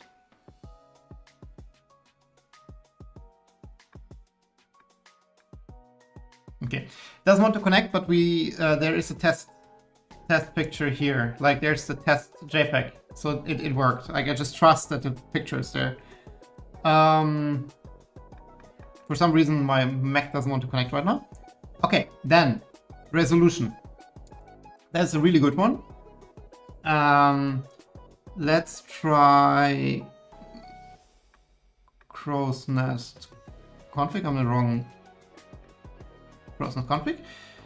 Yeah, I think this is, I flipped it. What is the resolution here?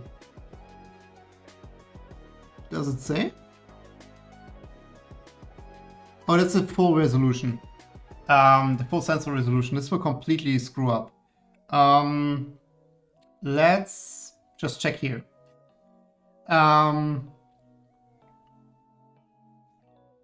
Let's just opt for standard 640 by 480. Nothing can go wrong with 640 by 480. Yeah, this should have been 800 by 640. Wait. Let's restart.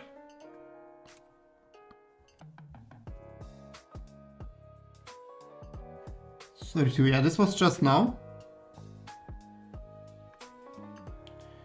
So still we have an error here. Let's try one-to-one the resolution we find here.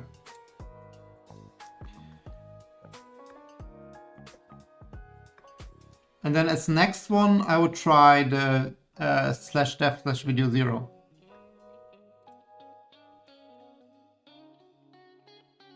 Still error, so that doesn't work. Let's try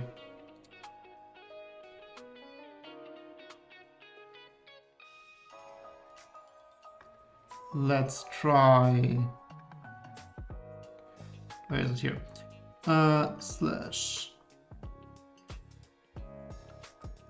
/dev/video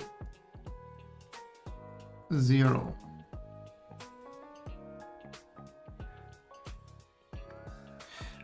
Yeah, Colly, the idea is that the resolution causes the service to not start. Like if you request the incorrect resolution from the webcam, that is the problem. Because like the camera can only provide certain resolutions, and the one I requested 640 by 800. That's wrong. It should have been 800 by 640. Like it's rotated basically, but it didn't help.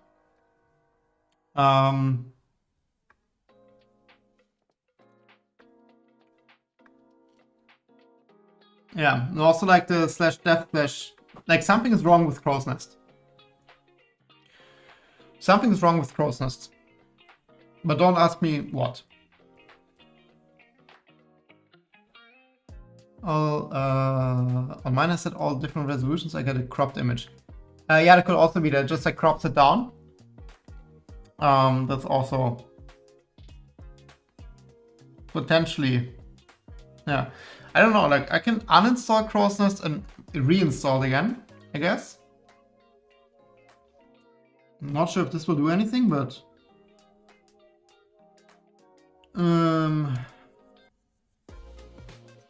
let's remove that. We don't want to remove the config. Then we want to install.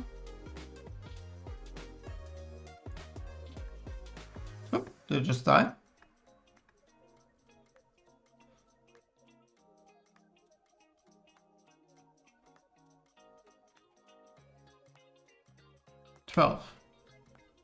Let's see. This should be quite quick, I guess. Have you updated from pre-4 version of Crow's Nest? I just installed it like 15 minutes ago. This is a completely fresh installation. More than 15 by now, but it's a completely fresh installation. But you are right. It's now Crow's Nest 4. What do I have on another one? Yeah, you also I'm also on 4 here. But an older version, 4.4.6.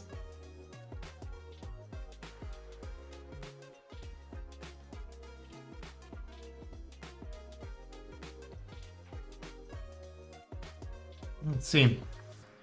But then, like, my point, I'm happy. Like, the cable works. I don't care about Crow's Nest. The cable works. Can we appreciate it for a second? That, like, the cable I worked 2 hours on works. So yeah, basically this I mean that entire thing, why I do this. This cable I can run through the cable chain very easily. So now I can basically mount the camera on the x-axis that moves up and down. And this one is long enough that this part I can just add a little mount here on the side. And then I can just run the cable with the other cables to the top, and then I design a little like holder that just like puts this as a small sandwich together, and I can mount it. So that's my entire thing, what I'm doing here. And I'm very proud, let's just celebrate it for a second, that I soldered 15 cables of those black cables on both sides, and I didn't screw up. Like, they're all in the right position. So hey, let's start with the positives. And let's wait for Crow's Nest.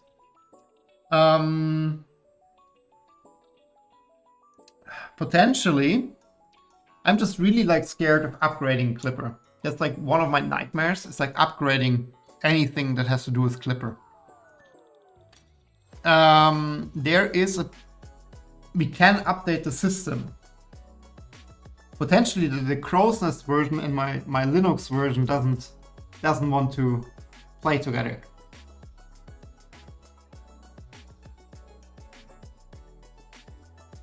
Yeah, let's try that. Let's quickly install this. Then let's see if it works. If it doesn't work, let's just update Linux and see what that does.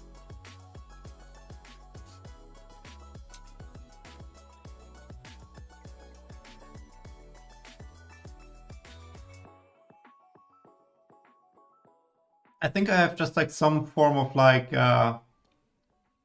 curse on me. Like, whenever I do something that has to do with cameras on stream, it never works. 2 out of 2 so far. Like this little test pie I have here on the side, like I just threw that together and it worked immediately, like just out of the box.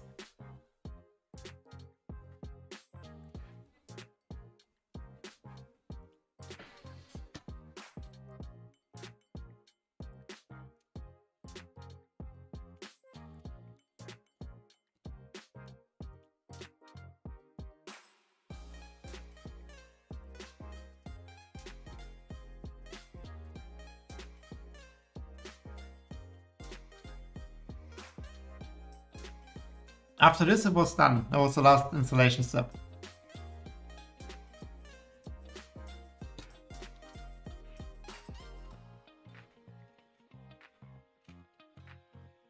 Let's also save this camera.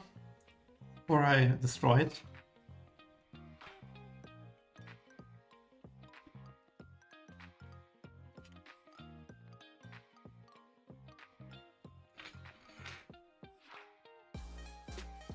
I never understand why C++ programs always produce these many warnings. That's like a mystery to me. Like, I've never seen like a C++ compilation without warnings. To be fair, looking at my code, it also produces like a shitload of warnings, so... but it's usually like, I mean, for me it's just like, if you work on something over time, like, and the system you work against is actively developed, that just happens automatically. And I mean, sometimes it just doesn't make sense to fix that. For example, like, in a recent version of the Android Compose framework, they added like an extra parameter for animations that you like give a label to animations for debugging purposes.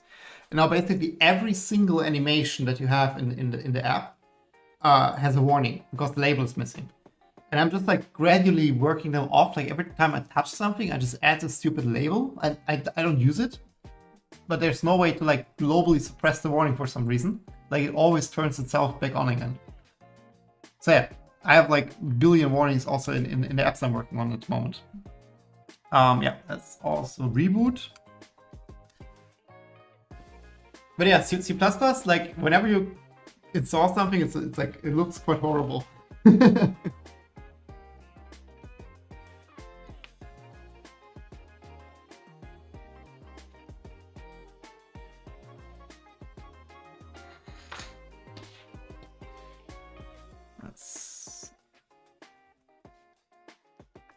Simply this kills off. Let's see if we get it back online.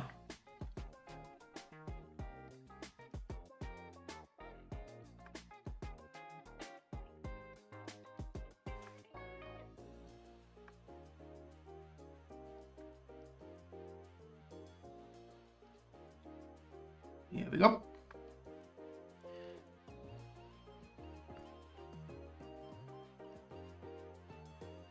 Yep, it already failed again. Exact same thing, like that's from now. Okay, then let's just... yeah, let's just do it here.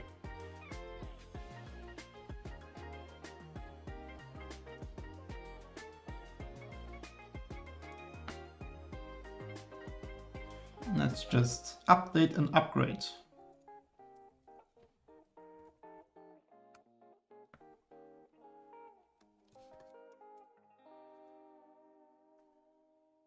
Not sure if this is doing anything. I have no clue what Blue's firmware is. There wasn't like a big a big upgrade.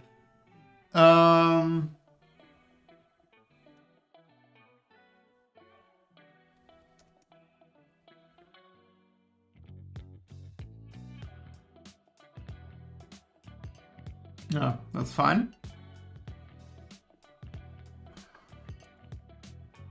Let's see if this did anything to Crow's Nest. If we restart Crow's Nest,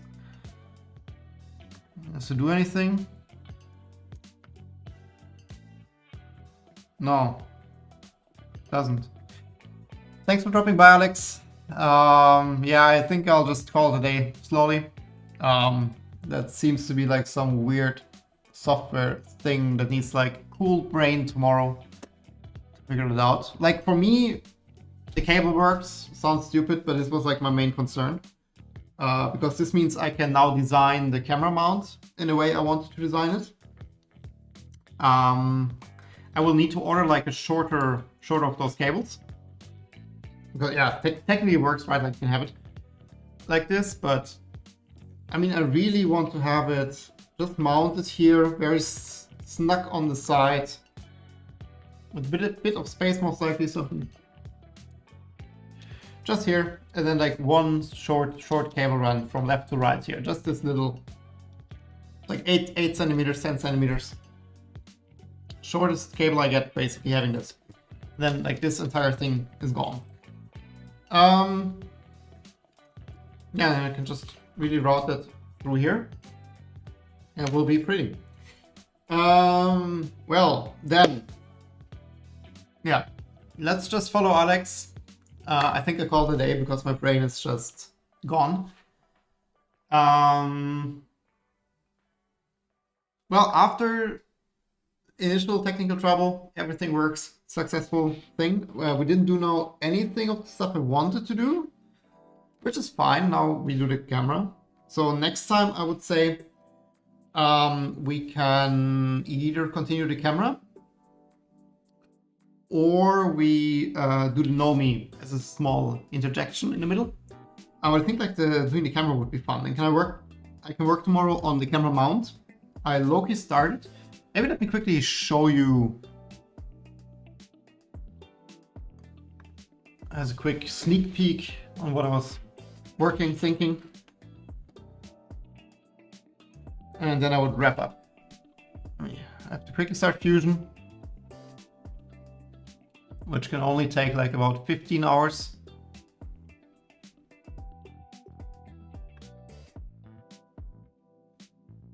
Slowly getting there.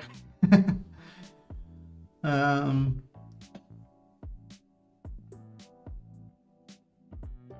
see.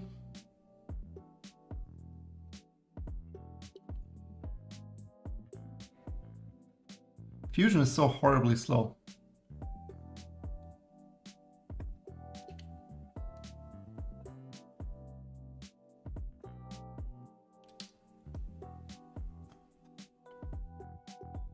Almost there.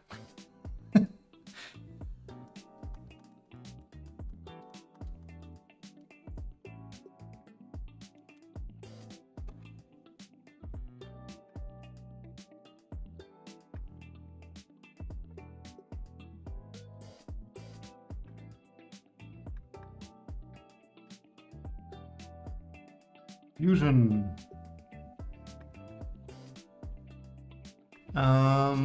There was a FAQ and troubleshoot tab. You mean for Crow's Nest? I don't think we looked at the troubleshoot yet. But yeah, like that's really like, I'm kind of done with that for today, to be honest.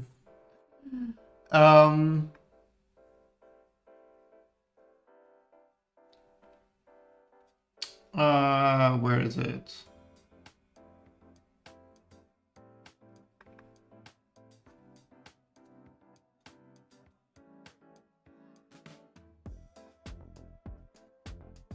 I did work on that.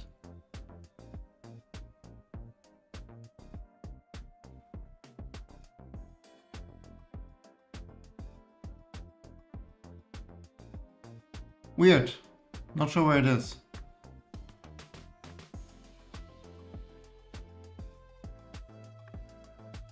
Ah, yeah, here.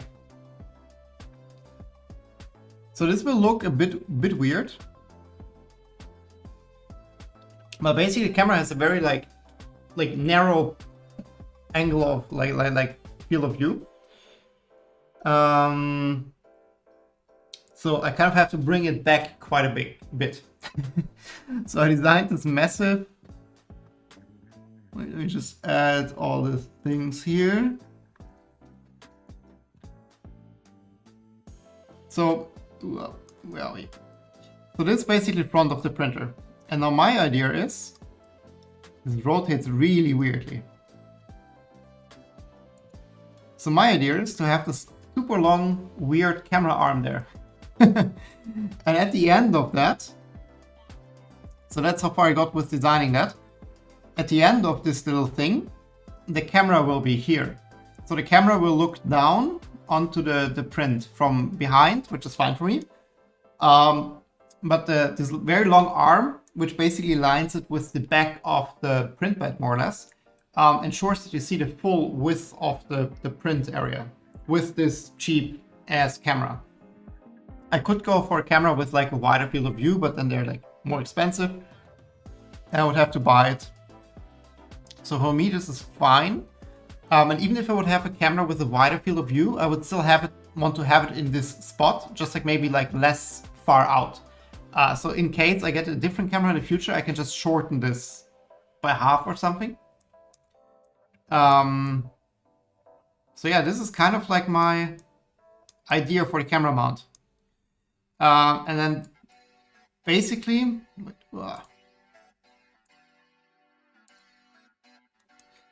the cables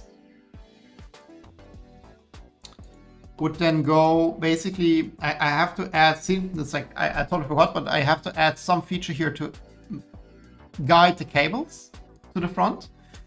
And from here, the cables, like the drag chain is on top, so the cables will go on the back here. And then maybe I modify this part or just leave it. And then like we can route the cables into the main cable thingy here. In this main cable pathway.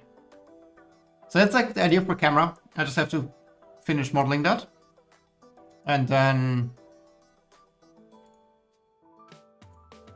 at some point we will have a camera. Next week, I guess.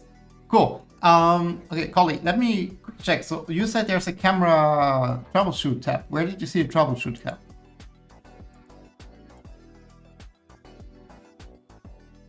You mean the cross-nest troubleshoot?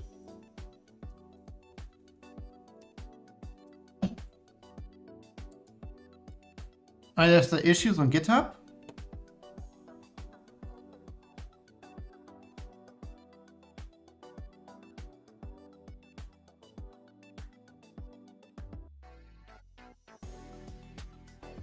Which maybe will also be good to check.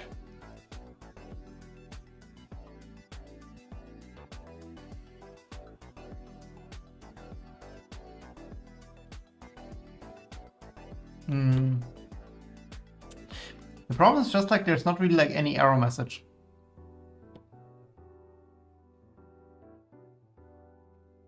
I mean, there are not too many issues actually. That's quite a short list. And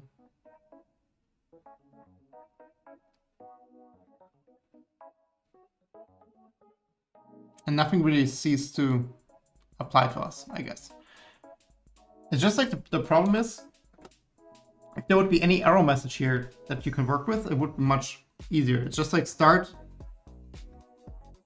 Wait a second. Why Ustreamer? Okay. So now I'm back at fixing stuff. Why Ustreamer? We said that we would.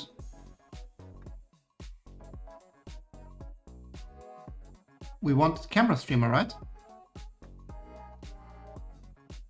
Oh. The print. Remember when I set the automation, the printer would turn off? It turns off. Camera. Streamer. Streamer. Let's try that.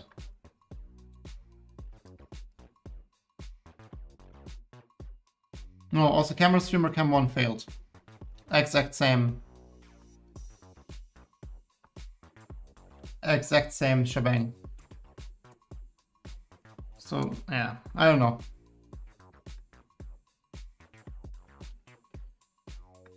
Let's try this one again.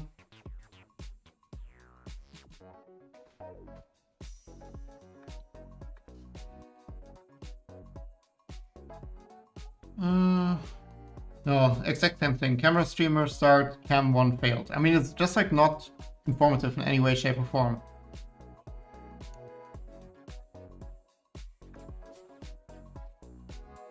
Let's see.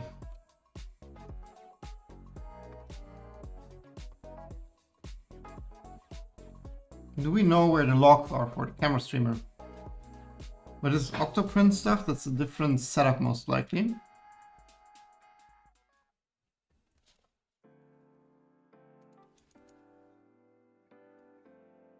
Does it for... It doesn't say where the logs are. I would be interested to see if there's a camera streamer log somewhere.